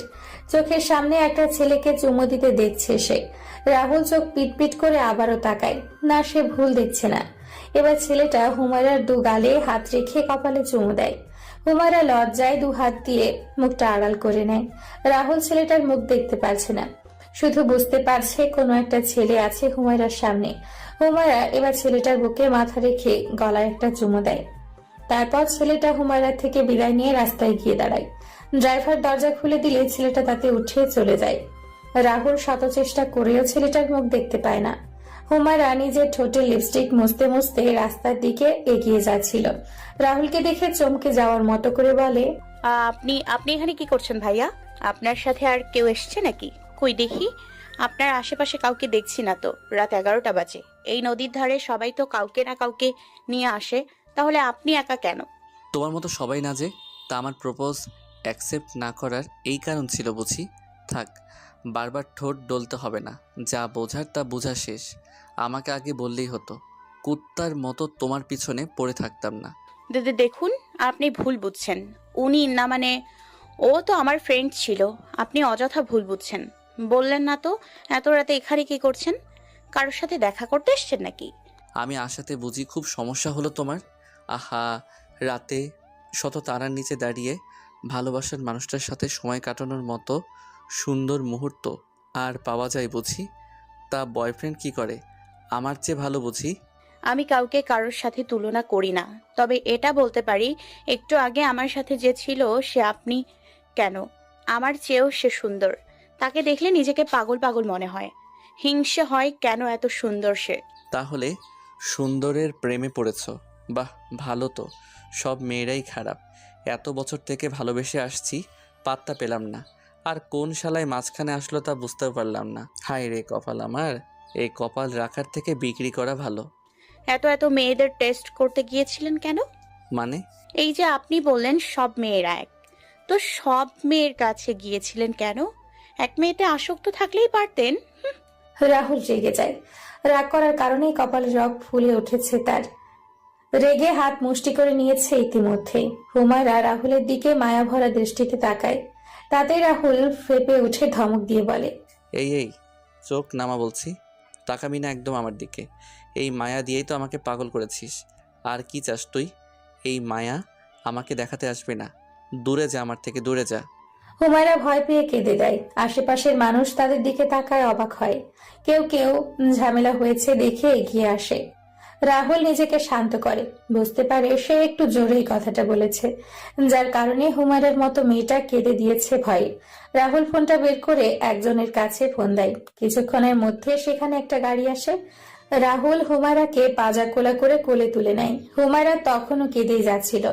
রাহুল গাড়িতে এনে ডোর লক করে দেয়। হুমায়রাকে বুকে জড়িয়ে নেয়, মাথায় হাত বুলিয়ে দিতে দিতে বলে, সরি মিস, বিছুটি পাতা। মেজাজ খারাপ হয়ে গিয়েছিল, সে কারণে একটু জোরে ধমক দিয়েছি। তাই বলে এমন ফ্যাস ফ্যাস করে কাঁদতে হবে তোমাকে? ছি, কি বিচ্ছিরি লাগছে তোমাকে। এই দেখি কান্না থামাও। আপনি অনেক খারাপ, অনেক অনেক। আমাকে কাঁদিয়েছেন আপনি। হনুমান বেয়াদব বাদর। আম্মুকে বলে দিব আপনি আমাকে ধমক দিয়েছেন। এখন পর্যন্ত আমাকে কেউ বকা দেয়নি, শুধু আপনি ছাড়া। ইস, বলে কি? আমার দাদি চাচ্চু তো তোমাকে কত বকা দেয়, কথা শোনায়, তখন এই কান্না কোথায় থাকে? সামান্য আমি ধমক দিয়েছি তাতেই এই অবস্থা? বিয়ের পর জামাই তোমাকে সামলাতে হাঁপিয়ে উঠবে। ওই তো একই কথা। চৌধুরী বাড়ির মানুষ ছাড়া কেউ কখনো আমাকে বকা দেয়নি। সবাই কত আদর করে, যত্ন নেয়। চৌধুরী বাড়ি হেইট ইউ, হেইট ইউ। সামান্য ধমকে কেঁদে দিও না মেয়ে। অল্প আঘাতে বেশিরভাগ তারাই ভেঙে যায়, যারা জীবন সম্পর্কে জানে না, বোঝে না। জীবন এত সহজ না। দেখি আমার দিকে তাকাও, মুখটা লাল হয়ে গিয়েছে। আর কাঁদে না পিচ্ছি। আমার গাল থেকে হাত সরান। জুতা মেরে গরুদান করতে আসছে। আমাকে ধমক দিয়েছে। আমার জামাই আমাকে কিভাবে সামলাবে সেটা আপনার না ভাবলেও চলবে। আমাকে তো আর আপনি সামলাবেন না, যে সেই চিন্তা আপনার। হুমায়রা নাক টেনে কথাটা বলে। সে এর আগে এমন ধমক খায়নি। আজ সত্যিই ভয় পেয়ে গিয়েছিল সে। এর আগে কখনো রাহুলের সামনে কাঁদে নাই, আর আজ একটা ধমক খেয়ে বুকে পড়ে কাঁদছে। হুমায়রার কথায় রাহুল নিজের ঠোঁট কামড়ে ধরে। সে মেয়েটাকে বুঝতে পারছে না। মেয়েটার কথায় মনে হচ্ছে মেয়েটা চাচ্ছে সে যেন তাকে সামলানোর দায়িত্ব নাই, কিন্তু এত কিছু চোখের সামনে যা দেখছে সেসব। রাহুল ঠোঁট কামড়ে বলে, দেখি, বুক থেকে মাথা তোলো। এটা আমার বউয়ের জন্য। তার জন্য এত বছর থেকে যত্ন করে রেখেছি। সেখানে হুট করে তুমি এসে জায়গা দখল করবে? সে তো সেটা মানবে না। আমি চেয়েছি নাকি? অযথা ছাড়ুন আমাকে। আমি জড়িয়ে ধরে আছি নাকি আপনি? হ্যাঁ, অসভ্য ছেলে, আমাকে জড়িয়ে ধরার সাহস কই পেলেন আপনি? তোমার গালাগাল আমার বড্ড প্রিয়, শুনতে ভালো লাগে। ভালো লাগে তোমার প্রতিটা কথা। কারণ শুধু শুধু তো আর আমার সাথে কথা বলো না তুমি। এই ঝগড়ার কারণে যা কথা বলো এই আর কি। আর ঝগড়া করব না। সব কিছুতে খুঁত না ধরলে হয় না আপনার? এ কি, আমার সামনে শার্ট খুলছেন কেন? রাহুল হুমায়রার কথায় পাত্তা দেয় না। নিজের গা থেকে শার্ট খুলে সেটা পাশে রেখে দেয়। হুমায়রা ভয়ে নিজেকে গুটিয়ে নেয়। রাহুল ভয় দেখাতে চেয়ে দেখায় না, এমনি থেকে ভয় পেয়ে আছে মেয়েটা। রাহুল গাড়ির ভেতরে লাইট জ্বালিয়ে দিয়ে বাম হাতের বাহু হুমায়রার দিকে করে। হুমায়রা ভয়ে ভয়ে সেদিকে তাকায়, তারপর কামড়ে ধরে। চাকুর আঘাতের দাগ রয়ে গিয়েছে। রাহুল কাটা দাগের দিকে তাকিয়ে বলে, তোমার দেওয়া ভালোবাসা আমার কাছে বড্ড ভালোবাসি মিস। তোমার দেওয়া এই দাগটাকে প্রতিদিন দেখি, জানো না? যেদিন হাতে কাটা আঘাত নিয়ে বাড়িতে আসলাম সেদিন মামুনির কি কান্না জানো না? চাচু তো বলেছিল কে আঘাত করেছে তার নাম বলতে, তাকে গুন্ডা দিয়ে উঠিয়ে আনবে। ভালো, আমি বাসায় যাব। আমার গাড়ি চলে এসছে, বাই। রাহুলকে কথা বলার সুযোগ না দিয়ে হুমায়রা গাড়ির ডোর খুলে নেমে পড়ে। রাহুল দৌড়ে হুমায়রার পিছু নেয়। হাতের ফুলের তোড়া হুমায়রার হাতে দিয়ে বলে, তোমার জন্য নিয়ে এসেছিলাম। হঠাৎ করে কিছু সত্যি চোখের সামনে দেখব তা বুঝতে পারি নাই। এত কিছুর পরেও ভালোবাসি তোমাকে। একদিন তুমি আমাকে ভালোবাসবে, দেখে নিও। লাভ ইউ পাখি। রাহুল ঠোঁট গোল করে চুমু দেওয়ার ভঙ্গিমা করে। হুমায়রা লজ্জা পায়, কারণ সে তো জানে গাড়িতে কে আছে। রাহুল না জেনে কি করেছে ভাবতেই লজ্জায় কুকড়ে যাচ্ছে হুমায়রা। হুমায়রা ফুলের তোড়াটা রাস্তায় ফেলে দিয়ে গাড়িতে গিয়ে ওঠে। মায়ের বকাবকিতে হুমায়রা আবারও কেঁদে দেয়। আজ তার কপাল খারাপ হলে যা হয়। কি দরকার ছিল এই গাড়ি করে তার মাকে বাড়ি ফেরার? হুমায়রা গাড়ির সিটে হেলান দিয়ে বসা মাত্র নাদিয়া খান চেঁচিয়ে বলে, সবকিছুর একটা সীমা থাকা দরকার। তোকে বারবার বলেছিলাম রাহুলের থেকে দূরে থাকতে, তবুও তার কাছাকাছি কেন আসিস? সিনার মতো ঠকতে চাস নাকি আমার মতো মরতে চাস? আম্মু, বিশ্বাস করো, আমি একান্তে রাহুল চৌধুরীর সাথে দেখা করতে আসি নাই। সিনহা আপুকে বলো, সিনহা আপু সব জানে। আমি রাহুল চৌধুরীকে ভালোবাসি না আম্মু, সত্যি বলছি। সিনহা ভয় ঢোকিলে হুমায়রাকে এভাবে বকা খেতে দেওয়া যাবে না ভেবে বলে, ফুপিমণি, হুমায়রাকে বকাবকি করো না। সে সত্যি বলছে। রাহুল চৌধুরী হুমায়রার পিছু ছাড়ছিল না, সেই কারণে আমরা প্ল্যান করেছিলাম একটা। সিনহা তখনকার সব কথা খুলে বলে। কিভাবে সিনহা ছেলে সেজে রাহুলকে বোকা বানিয়েছে। নাদিয়া খান সব শুনে বেশি কিছু বলে না, শুধু ড্রাইভার গাড়ি চালু করার আগে হাতের ইশারায় কিছু বলে। কিছুক্ষণ পর ড্রাইভার সেই ফেলে দেওয়া ফুলের তোড়া এনে ওনার হাতে ধরিয়ে দেয়। দূর থেকে রাহুল সেটা দেখে হেসে সেখান থেকে চলে যায়। হুমায়রা মায়ের দিকে তাকিয়ে বোঝার চেষ্টা করে কাহিনী কি। নাদিয়া খান সেটা বুঝতে পেরে বলে, কেউ কিছু দিলে তা ফেলে দেওয়া উচিত না। পছন্দ না হলেও নিতে হয়। ফেলে দিলে সেটা তার আড়ালে দেওয়া উচিত। মুখের ওপর যেমন সবকিছু জবাব দেওয়া যায় না, ঠিক তেমন কারোর সামনে তার জিনিসকে অবহেলা করা উচিত না। হুমু, ফুপিমণি ঠিক বলেছে। যার থেকে জিনিস নিবি সেটা পছন্দ না হয় সেটা তার সামনেই ফেলে দিবি, সেটা দেখলে মানুষটার খারাপ লাগতে পারে। তাই আমাদের উচিত নয় এই কাজটা করা। আর যদি মনে হয় এটা নেওয়ার ইচ্ছে ছিল না, সে কারণে ফেলেছো, সেটাও ভুল। কারণ যা নেওয়ার শখ নেই তা নেওয়া উচিত না। জোর করে নিয়ে ফেলিয়ে দিলে সেটা খারাপ দেখায়। তো ফুপিমণি, মানুষ যা দিবে তাই নিব না? তাহলে তো ফুলের বাজার লেগে যাবে। যত প্রপোজ পাই। সিনহার কথায় নাদিয়ার সাথে হুমায়রা ফিক করে হেসে দেয়। নাদিয়া খান মেয়ের দিকে তাকিয়ে বলে, সবার সব কিছু নেবে কেন? সবার থেকে কিন্তু সব জিনিস নেওয়া যায় না। তোমাকে বুঝতে হবে কার থেকে কোনটা নেওয়া উচিত। কেউ তোমাকে ভালোবাসি বলে সম্বোধন করে কিছু দিলে তোমাকে বুঝতে হবে সে কোন ভালোবাসার কথা বলছে। সেটা বুঝে হাতের জিনিস নিতে হবে, নয়তো সাথে সাথে তাকে বুঝিয়ে বিদায় করতে হবে। আম্মু সরি, আর কখনো এমন হবে না। সব দোষ রাহুল চৌধুরীর। এত বিরক্ত করে যে আজ একটু নাটক করতে হলো। সেটা তোকে একটু হলেও ভালোবাসে। এই তো চল, বাড়ি এসে গেছে, নাম তোরা। নাদিয়া খান রাহুলের কথাটা বলে বেশি সময় নেয় না, সাথে সাথে অন্য কথা দিয়ে কথা ঘুরিয়ে নেয়। সিনহা আর হুমায়রা একে অপরের মুখ চাওয়াচাওয়ি করে, মুখে আঙ্গুল দিয়ে চুপ থাকে। বেশি কথা বললে পিঠে ঝাঁটার বাড়ি পড়তে পারে। বাড়িতে এসে এক দণ্ড শান্তি পাচ্ছে না রাহুল। ফুলের তোড়ার সাথে একটা চিঠি দিয়েছিল, সেটা মেয়েটা পড়েছে কি পড়ে নাই সেটা ভাবতে ভাবতেই তার বুকে ব্যথা করছে। রাহুল আয়নার সামনে দাঁড়িয়ে বলে, একটা মানুষের জীবনে কত মানুষ আছে, কত মানুষ যায় তার ঠিক নাই। ঠিক সে কারণে হুমায়রার সাথে আমার যোগাযোগ বন্ধ করা উচিত হবে না। ভালোবাসি যাকে, তার পাগলামি সহ্য করা উচিত আমার।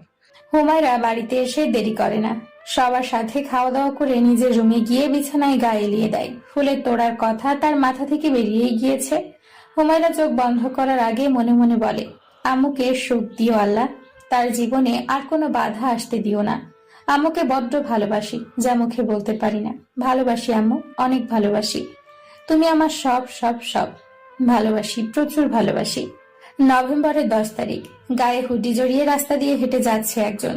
চোখে মুখে তার অসহায়ত্ব ফুটে উঠেছে। বয়স ওনার 45-এর কোঠা পেরিয়ে 48-এ গিয়েছে। ওনার ভাবনায় রয়েছে এক অপরিচিতা নারী। মস্তিষ্ক জুড়ে সে অপরিচিতা ঘুরছে তার। বিড়বিড় করে আওড়ায়, দিয়া, বলো প্রিয়, হঠাৎ স্মরণ করলে যে? আজ বুঝে মনে পড়ছে আমাকে? জানো প্রিয়, আজকাল আর আমার খোঁজ রাখো না তুমি। আমি কি তুচ্ছ হয়ে গেছি তোমার কাছে? লোকটা থমকে যায়। ভাবতে থাকে আজ তার কল্পনা প্রিয়সী এত তাড়াতাড়ি আসবে ভাবে নাই। লোকটা জবাব না পেয়ে অপরিচিতা বলে ওঠে, আমাকে বুঝি তোমার সামনে থাকাটা আশা করনি? কিন্তু কি করব বলো, আমিও এই সময় তোমাকে আশা করিনি। রাত বাজে 2টা, এই সময় এখানে কি করছো তুমি? ভালো আছো প্রিয়? ভালো আছো? প্রশ্নটা যতটা সহজ, উত্তর দেওয়াটা কি ততটা সহজ? লোকটা ছলছল চোখ নিয়ে অপরিচিতার দুগালে হাত রাখে। হাত রেখে উৎসাহিত কণ্ঠে বলে, জানো দিয়া, তুমি প্রতিদিন আমার কল্পনায় আসো, কিন্তু কখনো ছুতে পারি না তোমাকে। আজ আমার বড্ড হাসফাস লাগছে তোমাকে ছুতে পেরেছে। বিশ্বাস করো, এর চেয়ে ভালো মুহূর্ত আমার কাছে নেই। অপরিচিতা ভ্রু কুঁচকে ফেলে। কল্পনা? সে তো কল্পনা নয়। তাহলে? হঠাৎ করেই ওনার মস্তিষ্ক সবটা বুঝে নেয়। ঠোঁটে এক রহস্যময় হাসির রেখা টেনে বলে, রায়হান ভালো আছো? আমাকে কষ্টে রেখে খুব ভালো আছো বুঝি? Raihan, Raihan Chowdhury, hate you, I hate you Chowdhury, hate you Chowdhury বংশ। রায়হান চৌধুরী। রায়হান চৌধুরী চমকে ওঠে। তার দিয়া তার নাম ধরে ডেকেছে, তার চেয়ে কষ্টের কি আছে তার কাছে? রায়হান চৌধুরী অসহায় কণ্ঠে বলে, আমার দোষ নেই দিয়া, আমি চাইনি এত কিছু। মা, হ্যাঁ আমার মা আমাকে এমন বানিয়েছে, জাদু করেছিলেন তিনি। বিশ্বাস করো দিয়া, আমি আজও তোমাকেই ভালোবাসি। ভালোবাসা? চৌধুরী বাড়ির মানুষ বুঝি ভালোবাসা বলছে? ঘৃণা করি চৌধুরী বংশকে, ঘৃণা করি তোমার মাকে। রোজিনা চৌধুরী সব কিছুর মূলে। রায়হান, তুমি আমাকে বুঝলে না, আমাকে মূল্য দিলে না। দিয়া, আমার খুব কষ্ট হচ্ছে, এইভাবে আমাকে দোষী করো না। ক্ষমা করে দিও আমাকে। দিয়া, বড্ড বেশি ভালোবাসি তোমাকে। আমাকে একবার প্রিয় বলে ডাকো না প্লিজ। কতদিন হলো কেউ প্রিয় বলে সম্বোধন করে না। আমাদের ভালোবাসা মিথ্যে ছিল রায়হান, এভাবে আমাকে না ঠকালেও পারতে। রায়হান, বড্ড তৃষ্ণা পাচ্ছে আমার, আমার তৃষ্ণা মিটিয়ে দেবে? রায়হান চৌধুরী অপরিচিতার কাছে আরো এগিয়ে আসেন। অপরিচিতার কপালে চুমু দিয়ে দূরে গিয়ে সরে দাঁড়ায়। মাথা নিচু করে চোখে পানি ফেলে। অপরিচিতা খিলখিল করে হেসে বলে, তোমার তাহলে মনে আছে রায়হান? ইস, আমি তো ভেবেছি আমার তৃষ্ণার কথা ভুলে গিয়েছো তুমি। তা রায়হান বলবে না যে এত রাতে কি করছো এখানে? আমার ভালো লাগছে না দিয়া, আজ বড্ড বেশি তোমাকে মনে পড়ছে। ঘুমের মাঝে তোমার নাম নাকি নিচ্ছিলাম বারবার। হামিদার সাথে কিছুটা ঝামেলা হয়েছে, সে কারণে এখানে আসলাম তোমাকে কল্পনা করতে। ইস, আমি তোমার মনে, তোমার সংসারে, তোমার ফোনের রেকর্ডে না থেকেও তোমার সংসারে ঝামেলা বাঁধিয়ে দিলাম বুঝি? তোমার মা বলেনি আমি তোমার মাথা খেয়েছি? মা আমাকে জোর করে এখানে পাঠালো, বলল আমি নাকি কাজের চাপে ভুলভাল নাম নিচ্ছি, সে কারণে রাহুলকে দিয়ে আমাকে এখানে পাঠিয়েছে। তোমার সাথে কেউ এসেছে? হ্যাঁ এসেছে তো, আমার ভাতিজা। দিয়া দেখা করবে তার সাথে, সে গাড়িতে আছে। না থাক, তুমি তো আমার কল্পনা, আমার কল্পনার তুমি কে সে দেখতে পারবে না। রায়হান চৌধুরী, আজ তোমার মা আমাকে দোষী করে চলে। আমার সন্তান রায়হান, তোমার জন্য আমার সন্তান এই পৃথিবীতে আলো দেখতে পারলো না। রায়হান চৌধুরী, ঘৃণা করি আমি আপনাদের। রায়হান চৌধুরী কল্পনার অপরিচিতাকে জড়িয়ে নেয় আলতোভাবে। চোখের জল মুছে দিয়ে কিছুক্ষণ কথা বলে, তারপর ডেকে বলে, দিয়া শোনো, জানো তোমার মতো করে একটা মেয়েকে আমি আমার পরিবারের সবাইকে বলে হেট ইউ চৌধুরী বাড়ির সবাইকে হেট ইউ চৌধুরী বংশ। তোমার কথা শুনে আমার সেই পিচ্চি মেয়েটার কথা মনে হচ্ছে। আবারও কার সাথে বেমানি করছো? কার সাথে ছলনা করছো?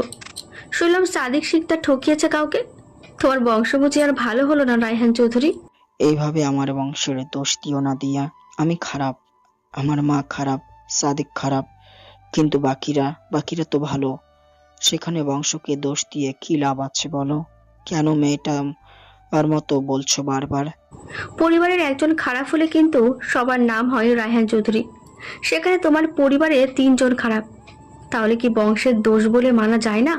না দিয়া, ভাই ভাবি আমার রাহুল, ফিহা মামুনি, মিনাল তারা ভালো, তাদের নামে কিছু বলো না প্লিজ। আমার মিনাল ছোট, ও তো কিছুই বোঝে না। হিস, বংশের অপমান সহ্য হয় না বুঝি? রায়হান, স্বপ্নে কি তোমার সন্তান আসে না? নাকি পৃথিবীর আলো দেখা তোমার হামিদার পক্ষে 2 সন্তান তোমার ভাবনাই শুধু? তুমি তাকে নিজ হাতে মেরেছ দিয়া, আমি মারি নাই তাকে। আমার দোষ দিও না এতে। আমি তাকে চেয়েছিলাম। তোমার মা বাচ্চা নষ্ট করার জন্য সব পন্থা অনুসরণ করেছিল রায়হান। বেঈমান রায়হান, আমার সঙ্গ না দিয়ে মায়ের সঙ্গ দিলা, আর বলছো আমি মেরেছি? আমাকে কি ক্ষমা করা চাই না দিয়া? কয়েকদিন থেকে স্বপ্নে আসছে আমার না হওয়া সেই সন্তান। জানো না, একটা ছোট্ট মেয়ে এসে বলছে, পাপ্পা আমার সাথে এসো, আমার সাথে এসো পাপ্পা। আচ্ছা দিয়া, মৃত্যু ব্যক্তি তাকে তখনই ডাকতে আসে যখন তার মৃত্যুর সময় হয়, তাই না? আচ্ছা, বললে না তো সেই মেয়েটার কথা, যে সাহস জুগিয়ে তোমাদের মুখের ওপর বলে চৌধুরী বংশ খারাপ? ঘৃণা করে কে সেই মেয়ে? হুমায়রা নাম তার। মেয়েটা ঠিক তোমার মতো সুন্দর, না না তোমার চেয়ে অল্প সুন্দর, কিন্তু স্বভাবে খারাপ বুঝছো। কারণ সবাইকে নিজের কথায় ফাঁসিয়ে রাখে, মাকে সবার সামনে অপমান করে, আমাকেও ছাড়ে না। আর আমার রাহুল সোনাটা ওকে একটুও ভালোবাসে না। অপরিচিতা খিলখিল করে হেসে ওঠে। রায়হান অবাক হয়ে সেই হাসি দেখে। কত বছর পর প্রাণ খোলা হাসি দিচ্ছে। অপরিচিতা রায়হানের চাহনি দেখে নিজেকে সামলে নেয়। আচ্ছা, সব বুঝলাম। এখানে ভালোবাসা আসছে কোথা থেকে? আমার রাহুল মেয়েটাকে ভালোবাসে। মেয়েটা আমার ক্যারিয়ার, রাজনৈতিক জীবন নষ্ট করার জন্য উঠে পড়ে লেগেছে। কয়েকটা খবর পেলাম মেয়েটা আমার শত্রুদের সাথে হাত মিলিয়েছে। সেই মেয়েকে ভালোবাসে আমার রাহুল। মেয়েটাও বুঝি ভালোবাসে? না, ঘৃণা করে। তোমার মতো চৌধুরী বাড়ির সবাইকে ঘৃণা করে, রাহুল চৌধুরীকেও, তাকেও পাত্তা দেয় না। ভালোবাসা এত সহজ না প্রিয়। বিদায়। প্রিয় ডাক শুনে রায়হান চৌধুরী চোখ বন্ধ করে। ইস, ভালোবাসার ডাক প্রিয়। চোখ খুলে দিয়া বলে চিৎকার দিয়ে ওঠে। নাই, তার দিয়া নাই। রায়হান চৌধুরী বিড়বিড় করে বলে ওঠে, দিয়া আর একটু থাকলে না কেন দিয়া? আরো কিছু বলার ছিল তোমাকে, অসম্পূর্ণ রেখে গেলে কেন? দিয়া, আমার কল্পনায় এসো প্লিজ। দিয়া এসো প্লিজ। না, আর কেউ আসে না। একটা সিগারেট শেষ করে এসে গাড়িতে বসেন তিনি। চোখ বন্ধ করে লম্বা লম্বা শ্বাস নেয়। ওনার এখানে মনে হচ্ছে তার দিয়া এসেছিল, তাকে ছুঁয়ে দিয়েছিল। রাহুল চাচুর দিকে গভীর চাহনিতে তাকিয়ে থাকে। বেশ কিছু সময় নিয়ে বলে, মহিলাটা কে ছিল চাচ্চু? উনি বুঝি তোমার দিয়া? চাচ্চু, কখন ওনাকে খবর দিয়েছো তুমি? ওনার সাথে যোগাযোগ কেন রেখেছো তুমি? আজ ছোট মা অনেক কেঁদেছে চাচ্চু। তাই বুঝি? আমার দিয়াকে দেখেছিস? সুন্দর না? ইস, কত সুন্দর আমার দিয়া। আমি ওনার মুখ দেখতে পাইনি চাচ্চু। তুই কিভাবে দিয়াকে দেখলি? ও তো আমার কল্পনা। আমার কল্পনার দিয়াকে তুই দেখতে পাবি না তো। রাহুল, তুই ঠিক বলছিস তো? রাহুল থতমত খেয়ে যায়। কল্পনা কই থেকে হলো? তার চাচু কল্পনা বলছে কেন? সে তো নিজ চোখে দেখলো মহিলাটাকে একটা গাড়ি করে এখান থেকে চলে যেতে। রাহুল অবাক কণ্ঠে বলে, চাচ্চু, তুমি কি পাগল হয়েছো? একটা মহিলার সাথে তুমি 1 ঘন্টা থেকে গল্প করলে, আমি ভাবলাম উনি দিয়া। তুমি ওনার নাম নাকি ঘুমের মাঝে নিচ্ছিলে, ছোট মা বলল। আর এখানে একটা মহিলাকে দেখে আমি দিয়া মনে করেছি। আমি দেখা করতে যেতে চাইলাম, ভাবলাম তুমি পরিচয় করাবে, কিন্তু না, হঠাৎ করে উনি চলে গেল। মিথ্যা বলছিস কেন? আমি তো কল্পনার দিয়াকে প্রায় দেখি, আজও তাই ভেবেছিলাম। আর তুই বলছিস এখানে সত্যি দিয়া ছিল? তার মানে আমি জলজ্যান্ত মানুষটাকে কল্পনা ভেবেছিলাম। হয়তো। বিশ্বাস করো, সত্যি উনি ছিল চাচ্চু। তুমি ওনার কপালে চুমু দিয়েছো। সরি এসব বলার জন্য, তোমাকে বিশ্বাস করানোর জন্য বলছি। তোমার কল্পনা হলে তো আমি এসব জানতাম না, তাই না? ছলনা করে গেল, একটা বার বললো না সে আমার দিয়া, আমার সত্যি দিয়া, কল্পনা না। 6 মাস পর তার দেখা পেলাম, তবুও ধরা দিল না। তুমি না বলছিলে ওনাকে দেখো নাই সেই 22 বছর থেকে? শিওর না, তবে হয়তো বা 6 মাস আগে দিয়াকে দেখেছিলাম, কথা হয়নি। সে কারণে বুঝতে পারছি না সে কল্পনা নাকি সত্যিই। বাড়ি চল। ওনার সাথে কি তোমার বিবাহ হয়েছিল চাচ্চু? আর কেন এর মাঝখানে ছোট মা আসলো? যাকে ভালোবাসো তাকে আগলিয়ে রাখো নাই কেন?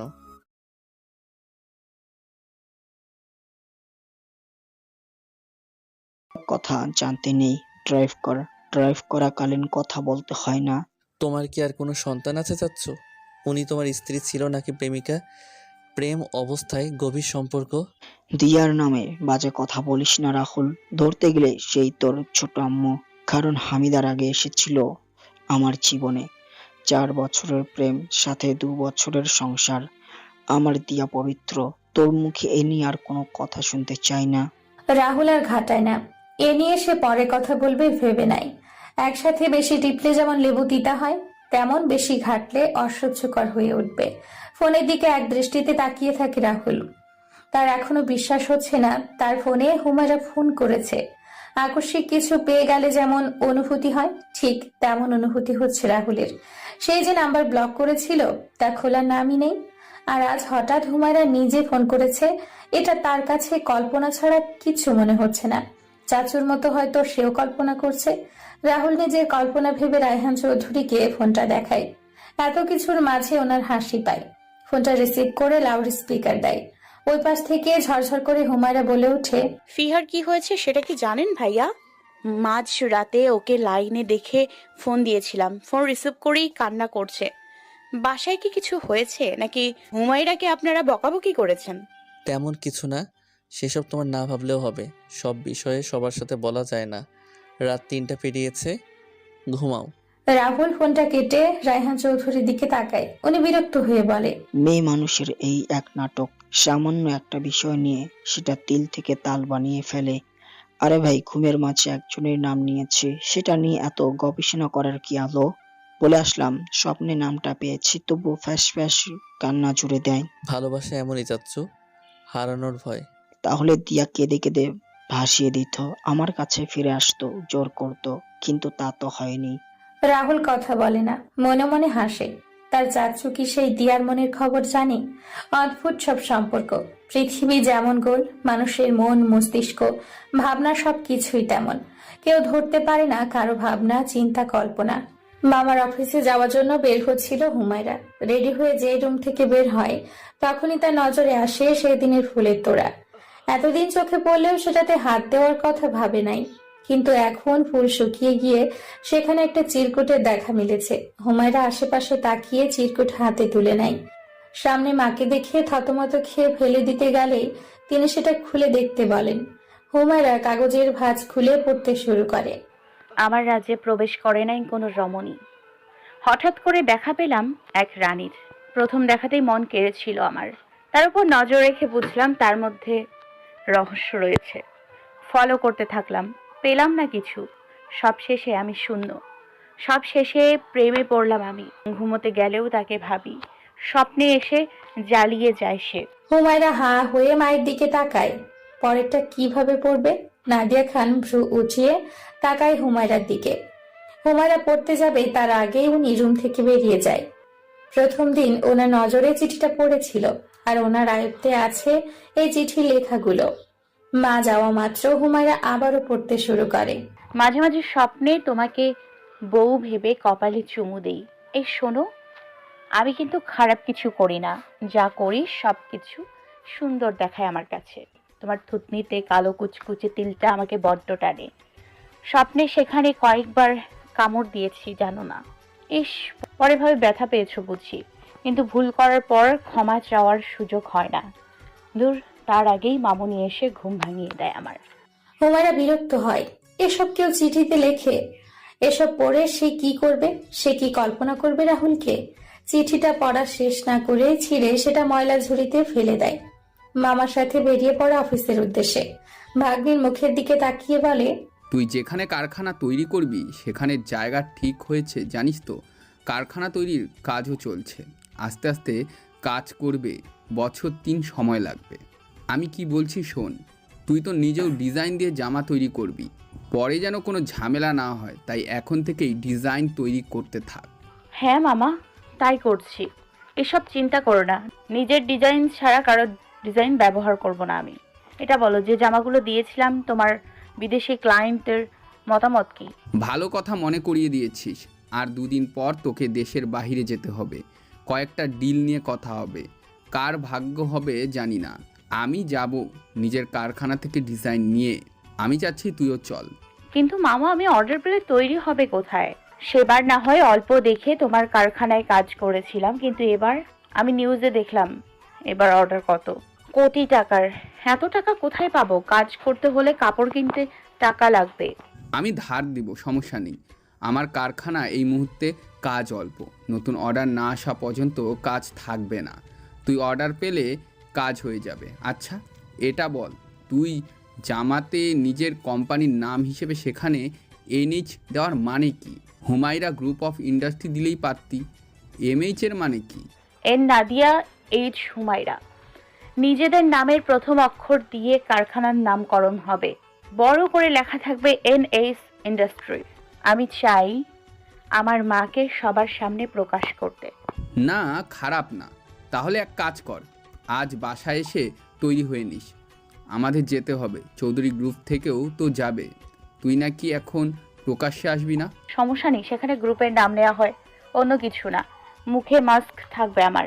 আর চৌধুরী গ্রুপ থেকে কে যাবে? সেটা তো আবির চৌধুরী গ্রুপ। রাহুল চৌধুরী যাবে। 2 দিন আগে রায়হান চৌধুরী এসেছিল আমাদের অফিসে। আমার কারখানায় কাজ নাই দেখে মজা নিচ্ছিল, বলেছিল এবার অর্ডার সব কয়টা তারাই নিবে, আমাকে ফকির বানাবে। আচ্ছা মামা, বিজনেস তো রায়হান চৌধুরী না, তাহলে এখানে রায়হান চৌধুরী কথা বলছে কেন? আমি দেখি রাহুল চৌধুরী বাবার থেকে চাচুর সাথে বেশি মেলামেশা করি, এটার কারণ কি? সেদিন তুই অফিসে ছিলি, তবুও জানিস না? রায়হান চৌধুরী চায় তোর মেয়ের সাথে রাহুল চৌধুরীর বিয়ে দিতে। এমনকি এর পরের বার রায়হান চৌধুরী রাহুলকে এমপি পদে নিয়োগ করতে যাচ্ছে। লে গায়া, রায়হান চৌধুরীর মেয়ে রাহুলের বেস্ট ফ্রেন্ড আহাদের সাথে প্রেম করতে মগ্ন, আর বাপ নাকি মেয়ের বিয়ে দেবে রাহুলের সাথে, অথচ রাহুল নিজেই এই প্রেমের সাক্ষী। আচ্ছা মামা, রাহুল চৌধুরী কি জানে এই খবর? না হয়তো। হুমায়রা মুচকি হেসে ফোনটা হাতে নিয়ে ফোন লাগায় রাহুলের কাছে। সিফাত খান অবাক হয়ে ভাগ্নির কাণ্ড দেখতে থাকে। অফিসের কাজ করতে করতে চোখের ঘুম উড়ে গিয়েছে রাহুলের। 2 দিন পর নিজেদের লেহেঙ্গার ডিজাইন নিয়ে বিদেশে যাওয়ার কথা আছে। এখন সে সবচেয়ে বেস্ট ডিজাইনগুলো চুজ করছে। কোনটা চয়েস হবে সেটা তার জানা নেই। পাশে ফোন অনবরত বেজেই যাচ্ছে, তার খেয়াল নেই। যখন একাধিকবার ফোন বাজতে থাকে তখন বিরক্ত হয়ে নাম্বার না দেখেই ফোনটা রিসিভ করে বলে, হ্যাঁ হ্যালো, আমি রাহুল চৌধুরী বলছি। বর্তমান কাজে ব্যস্ত, আপনি যেই হন না কেন 2 ঘন্টা পর ফোন করুন। কাজের ডিস্টার্ব পছন্দ করি না আমি। আর শুনুন, 3 বার ফোন করার পর কেউ ফোন রিসিভ না করলে আর ফোন দিবেন না ওকে। ভাববেন মানুষটা ব্যস্ত আছে। রাহুল চৌধুরী কি আমাকে সময় দেবে না? এতটা তুচ্ছ হয়ে গেল আমি, ইস কষ্ট পেলাম। থাক, সময় হলে না হয় আপনি ফোন দিয়েন। রাখি রাহুল চৌধুরী। এই থামো, সরি, নাম্বার দেখি নাই। তোমার জন্য তো আমি সবসময় ফ্রি থাকি। বলো, হঠাৎ এই অভাগাকে মনে পড়ার কারণ? নিশ্চয়ই কোনো বড় কারণ আছে। তা তো অবশ্যই। কংগ্রাচুলেশনস মিস্টার রাহুল চৌধুরী, আপনার বিয়ের অগ্রিম শুভেচ্ছা। বিয়ে করছেন, আমাকে একটা বারও জানালেন না। এত বছর পেছনে পড়েছিলেন এই খবর দেওয়ার জন্য নাকি? কী সব পাগলের প্রলাপ করছো? আমি বিয়ে করছি সেটা আমি জানি না, তুমি জেনে বসে আছো দেখছি। মস্করা করার জন্য ফোন করছো নাকি? আমি বিয়ে করলে তার ইনভাইট নিশ্চয়ই পেতে। ও মা, আপনি জানেন না? আপনার চাচু তো সবাইকে বলেছে আপনার বিয়ে ঠিক করা আছে। বলছি কি, আমার পেছনে পড়ে না থেকে আপনার হবু বউয়ের সাথে প্রেম করুন আজ থেকে। হুমায়রা খট করে ফোনটা কেটে দেয়। রাহুল ধাঁধার মধ্যে আছে। হুমায়রার ফোনে ফোন দেয় কিন্তু ব্লক করায় ব্যস্ত দেখায়। সে অফিসের নাম্বার থেকে ফোন দেয়, ধমক দিয়ে বলে, চুপচাপ বলো কাহিনী কি? চাচ্চু কার সাথে আমার বিয়ে ঠিক করেছে? অর্ধেক কথা বলে চলে যাওয়ার ধান্দা আটো কেন? এখন বলো কি হয়েছে? রায়হান চৌধুরীর একমাত্র মেয়ে ফিহা চৌধুরীর সাথে আমার বিয়ে ঠিক করা আছে। রায়হান চৌধুরী চায় আপনি ফিহা চৌধুরীকে বিয়ে করুন। একমাত্র মেয়েকে আপনার হাতে তুলে দিয়ে শান্তিতে থাকতে চায় ও। রাহুল খপ করে বসা থেকে উঠে দাঁড়ায়। পাশে আহা ছিল। সে তো এটা শুনে অবাক হয়ে রাহুলকে পরখ করে দেখছে। তার গার্লফ্রেন্ডকে রাহুল চৌধুরী বিয়ে করবে? আহাদ অদ্ভুত দৃষ্টিতে রাহুলের দিকে তাকায়। রাহুল ঢোক গিলে বলে, এমনি তাকাস না, থাম, সবটা শুনতে দে। চাচ্চু চাইলেই আমি বিয়ে করব নাকি? এভাবে দেখিস না ভাই, ভয় লাগে আমার। প্রমিস, আমি ফিহাকে বিয়ে করব না। তুই বিয়ে করবি না তাই না? কিন্তু তোর চাচু যে সব ঠিক করেছে সেটা দেখ ভাই, আমি এত কিছু জানি না। তুই আমার আর ফিহার বিয়ের ব্যবস্থা কর, নয়তো তোর সাথে আমার সব সম্পর্ক শেষ। ফোনের ওই পাশ থেকে আহাদ আর রাহুলের ঝামেলা দেখে হুমায়রা চেঁচিয়ে বলে, ওই বাল, থামো তোমরা।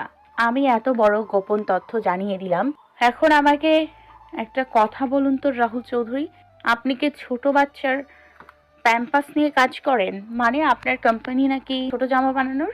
ইডিয়েট, আমাদের কারখানায় লেহেঙ্গার কাজ হয়। কেন তোমার ছোট্ট ছোট্ট? হুমায়রা ফোনটা টুকুস করে কেটে দেয়। পাশে মামা আছে, বেশি দূর কথা চালিয়ে নেওয়া যাবে না। সিফাত খান হুমায়রার দিকে তাকিয়ে বলে, ওদের কারখানার খবর নিলি হঠাৎ? তুই কিছু ঘটাতে যাচ্ছিস নাকি? কয়েক ঘন্টায় একটা লেহেঙ্গা তৈরি করে দিতে পারবে? আমি রাহুল চৌধুরীর সাথে টক্কর নিব। আমি তোমাকে বলেছিলাম সিনহা আপুর জন্য বিয়ের লেহেঙ্গা আমি নিজের ডিজাইনে তৈরি করব, সেটা তো হলো না। এখন আমি চাচ্ছি লেহেঙ্গার ডিজাইন নিয়ে যাব আমি। পাগল হয়েছিস? তোর কাছে মাত্র একটা ডিজাইন আছে, আর নিয়ম 10টা করে ডিজাইন নিয়ে যাওয়া। তবুও পছন্দ করে নে। আর তোর একটা দিয়ে পছন্দ হবে নাকি? দেখা যাক। হুমায়রা ঠোঁট বাঁকিয়ে হাসে। অফিসে এসে সে আগে কাপড় রাখার জায়গায় যায়। তার মামার কারখানা গ্রাউন্ড বানানোর। সেখান থেকে পছন্দ মতো কয়েকটা কাপড় নিয়ে ফোন থেকে লেহেঙ্গার ডিজাইন বের করে। কিন্তু হতাশ হয়। হুমায়রা লেহেঙ্গায় তো নিজে ফুলের ডিজাইন করেছিল। এখন একরঙা কাপড় লাগবে, সময় লাগবে অনেক। তবুও রিস্ক নিয়ে একটা কাপড় কাটে। সেখানের কর্মচারীরা সবাই হুমায়রার দিকে হাঁ হয়ে তাকিয়ে থাকে, কি করছে সেটা দেখার জন্য।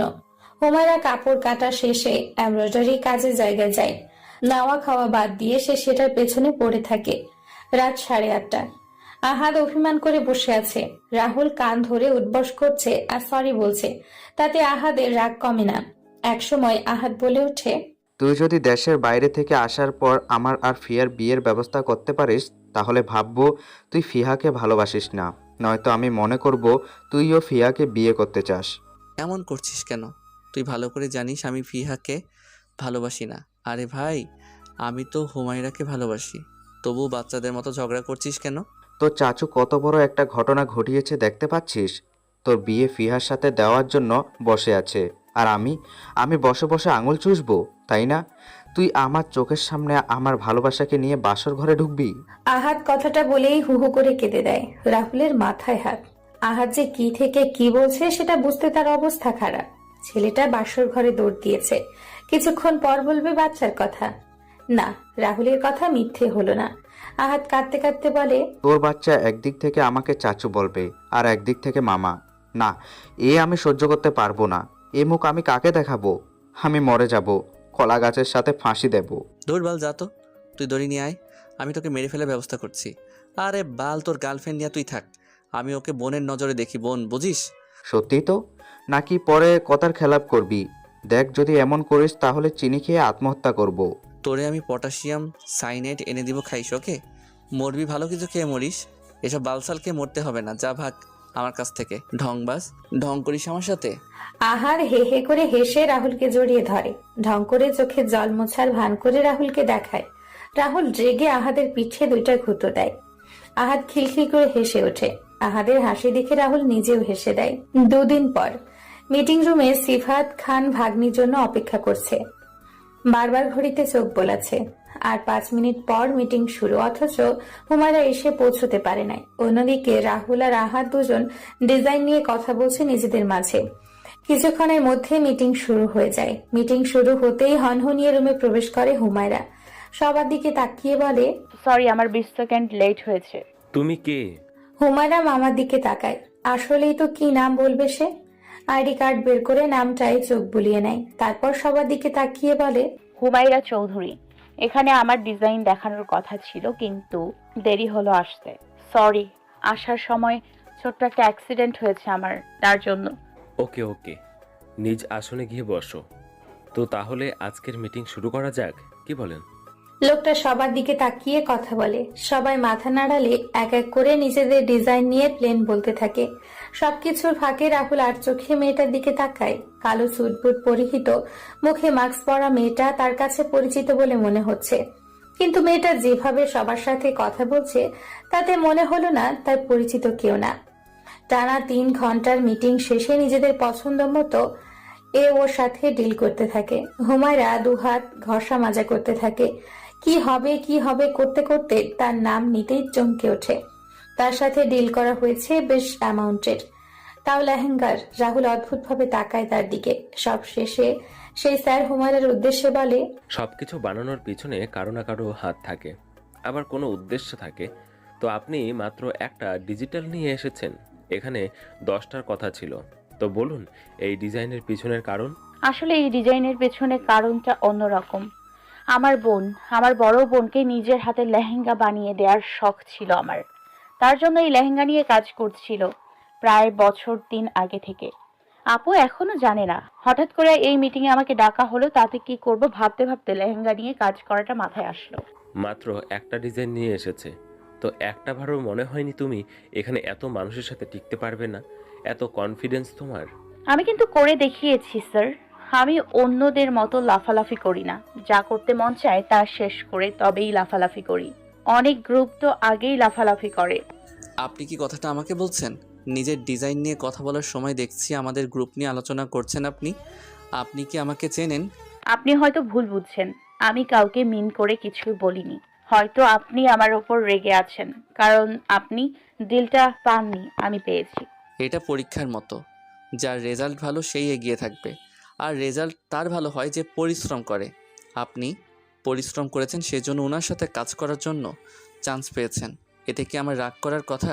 আপনাকে দেখে মনে হচ্ছে আপনি রেগে আছেন, তবে সরি, আমি কারোর কথাতে আজ মাথা ঘামাতে পারবো না। নিজেকে এগিয়ে নিয়ে যেতে চাই আমি। রাহুল আর কোনো কথা বলে না, সেখান থেকে জেগে বেরিয়ে যায়। ওখানে অনেকেই হুমায়রার গ্রুপ নিয়ে প্রশ্ন করে। হুমায়রা যখন বলে তার কোম্পানি এখনো তৈরি হয়নি, তখন সবাই অবাক হয়ে হুমায়রার সাথে ডিল করা লোকটার দিকে তাকায়। এত বড় কোম্পানির মালিক কিভাবে এমন একজনের সাথে ডিল করে সেটাই ভাবছে। একজন তো হুমায়রার ফুল পরিচয় চায়। তখন হুমায়রা হেসে বলে, যার সাথে আমার ডিল হয়েছে সে না হয় আমার সব পরিচয় নেবে। সবাইকে নিজের পরিচয় বলার কি দরকার? দোয়া করবেন আমার জন্য। বাই। আশা করি তুমি ঠিকমতো কাজ করতে পারবে। বিশ্বাস করে কিন্তু এর আগেও অর্ধেক টাকা দিয়ে দিয়েছি আমি। আর সময় কিন্তু 3 মাস। এই মাস শেষ হওয়া মাত্র সব অর্ডার আমার চাই। চিন্তা করবেন না, আমি আপনার আশা ভঙ্গ করব না। আমার বেস্টটা আপনাকে দেওয়ার চেষ্টা করব। আর ধন্যবাদ, সত্যি ভাবি নাই আপনার সাথে কাজ করার সুযোগ পাবো। তোমার আগের ডিজাইনগুলো আমার ভালো লেগেছিল। তুমি হয়তো জানো না, আমি শিফাত আঙ্কেলের সাথে অনেক কাজ করেছি। ওনার উপর আস্থা রেখে তোমার সাথে কাজ করতে চাচ্ছি। আপনি আমার পরিচয় জানেন, তাই তো বলি। কিছু না জেনে কেউ কিভাবে এত টাকার ডিল করতে পারে? ধন্যবাদ স্যার। বিজনেস পার্টনার, স্যার না, অভি ভাইয়া বা নাম ধরে ডাকতে পারো। তো তাহলে এই রইল, এখন নিজের কাজে মনোযোগ দাও। আমি তোমার সফলতার জন্য অপেক্ষা করব। ধরতে পারো আমি দিয়ে তোমার কাজ শুরু। আমি সত্যি ধন্যবাদ। আমি তো ভেবেছিলাম আমার ডিজাইন পছন্দ করলেও কেউ ডিল করবে না, কারণ আমার এত টাকা নেই আর না কোম্পানি। তুমি তো জানো আমি তোমার সম্পর্কে সব জানি। মানে বলতে চাচ্ছি তোমার মায়ের অতীত, আর সে কারণে তোমাকে সাহায্য করছি। এগিয়ে যাও, সবাইকে দেখিয়ে দাও তুমি কিছু কম না। তোমার ডিজাইন কিন্তু অসাধারণ। চাইলে লেহেঙ্গা নিয়ে কাজ করতে পারো। কে আপনি? হুমায়রার প্রশ্নে খিলখিল করে হেসে ওঠে অভিরাজ। হুমায়রার মধ্যে ঝড় ওঠে। এই লোকটা কে সেটাই ভাবছে সে, কিন্তু না, তার মামা কখনো পরিচয় করায়নি। হুমায়রার মনের অবস্থা বুঝতে পেরে অভিরাজ নিজেই বলে, হাস্যকর বিষয় কি জানো, আমি আমার বাবার ভালোবাসার মানুষের সন্তানের সাথে কথা বলছি। হ্যাঁ, ঠিক শুনছো। আমার বাবা একসময় তোমার মাকে খুব ভালোবাসতো, যদিও সেটা একতরফা ছিল। ও আপনি তাহলে আরহাম আঙ্কেলের ছেলে? শুনেছিলাম আমিও। আম্মু যখন আপনার বাবাকে রিজেক্ট করেন তখন থেকে আপনার বাবা দেশ ছেড়ে এখানে এসে বসবাস করছে। তো তাহলে আজ আসি। এখানে কেউ নেই, মাস্ক খোলো, খাওয়া দাওয়া করা যাবে। মামা আমাদের বাসায় গিয়েছে ওনার পুরনো বন্ধুর সাথে সাক্ষাৎ করতে। তুমি আসো, নিশ্চয়ই কিছু খাওনি। কি আমার ভাবা যায়? মিটিং অ্যারেঞ্জ করেছেন আপনি, আর আপনার সাথে আমার ডিল হলো। ভাবছি রাহুল চৌধুরী কি অবস্থা। আচ্ছা ভাইয়া, আপনি বলেন ওনার কি অবস্থা এখন? ডিল করে কি লাফালাফি করছো? চুপচাপ খেয়ে কোথায় যাবে যাও। রাহুল চৌধুরী যদি জানে তুমি কে, তাহলে কাজের 12টা বাজাবে। রাহান চৌধুরীকে তুমি চেনো না। রাহান চৌধুরী এই ডিলটা করার জন্য অপেক্ষা করছিল, এমনকি আমার সাথে ওনার মেয়ের বিয়ের কথাও বলেছিল। একজন এমপি বিজনেসের কাজে কি করে বুঝি না, কিন্তু ভাইয়া এটা বলেন ওনার একটা মেয়েকে কয়জনের কাছে দিতে চাইবে? তোমার এগ্রিমেন্ট পেপার দেখেছো? কোটি কোটি টাকার বিষয় এটা। যাই হোক, এসব গল্প বাদ দাও। গুড লাক তোমার, শুভকামনা। হুমায়রা ডিলের সকল কাগজপত্র সাইন করে অফিস থেকে বেরিয়ে আসে। ভাবতে থাকে তার ভাগ্য নিয়ে, কেউ বিশ্বাস করে তাকে সাহায্য করছে। এটা কিভাবে মূল্য রাখবে সে? মিস হুমায়রা চৌধুরী। হুমায়রা পা চলা থেমে যায়। পকেট থেকে মাস্ক বের করে তাড়াতাড়ি মুখে দিয়ে পেছনে তাকায়। রাহুল চৌধুরী আর আহাত তার দিকে এগিয়ে আসছে। হুমায়রা উসখুস করতে থাকে। তার চেহারা দেখলো নাকি সেটাই ভাবছে। রাহুল আবারও বলে, সকালের গেট আপে আছেন, সে কারণে পিছন থেকে চেনা মনে হলো। তো কোথায় যাচ্ছে? আপনি কি এই প্লেন ধরে বাড়ি ফিরবেন?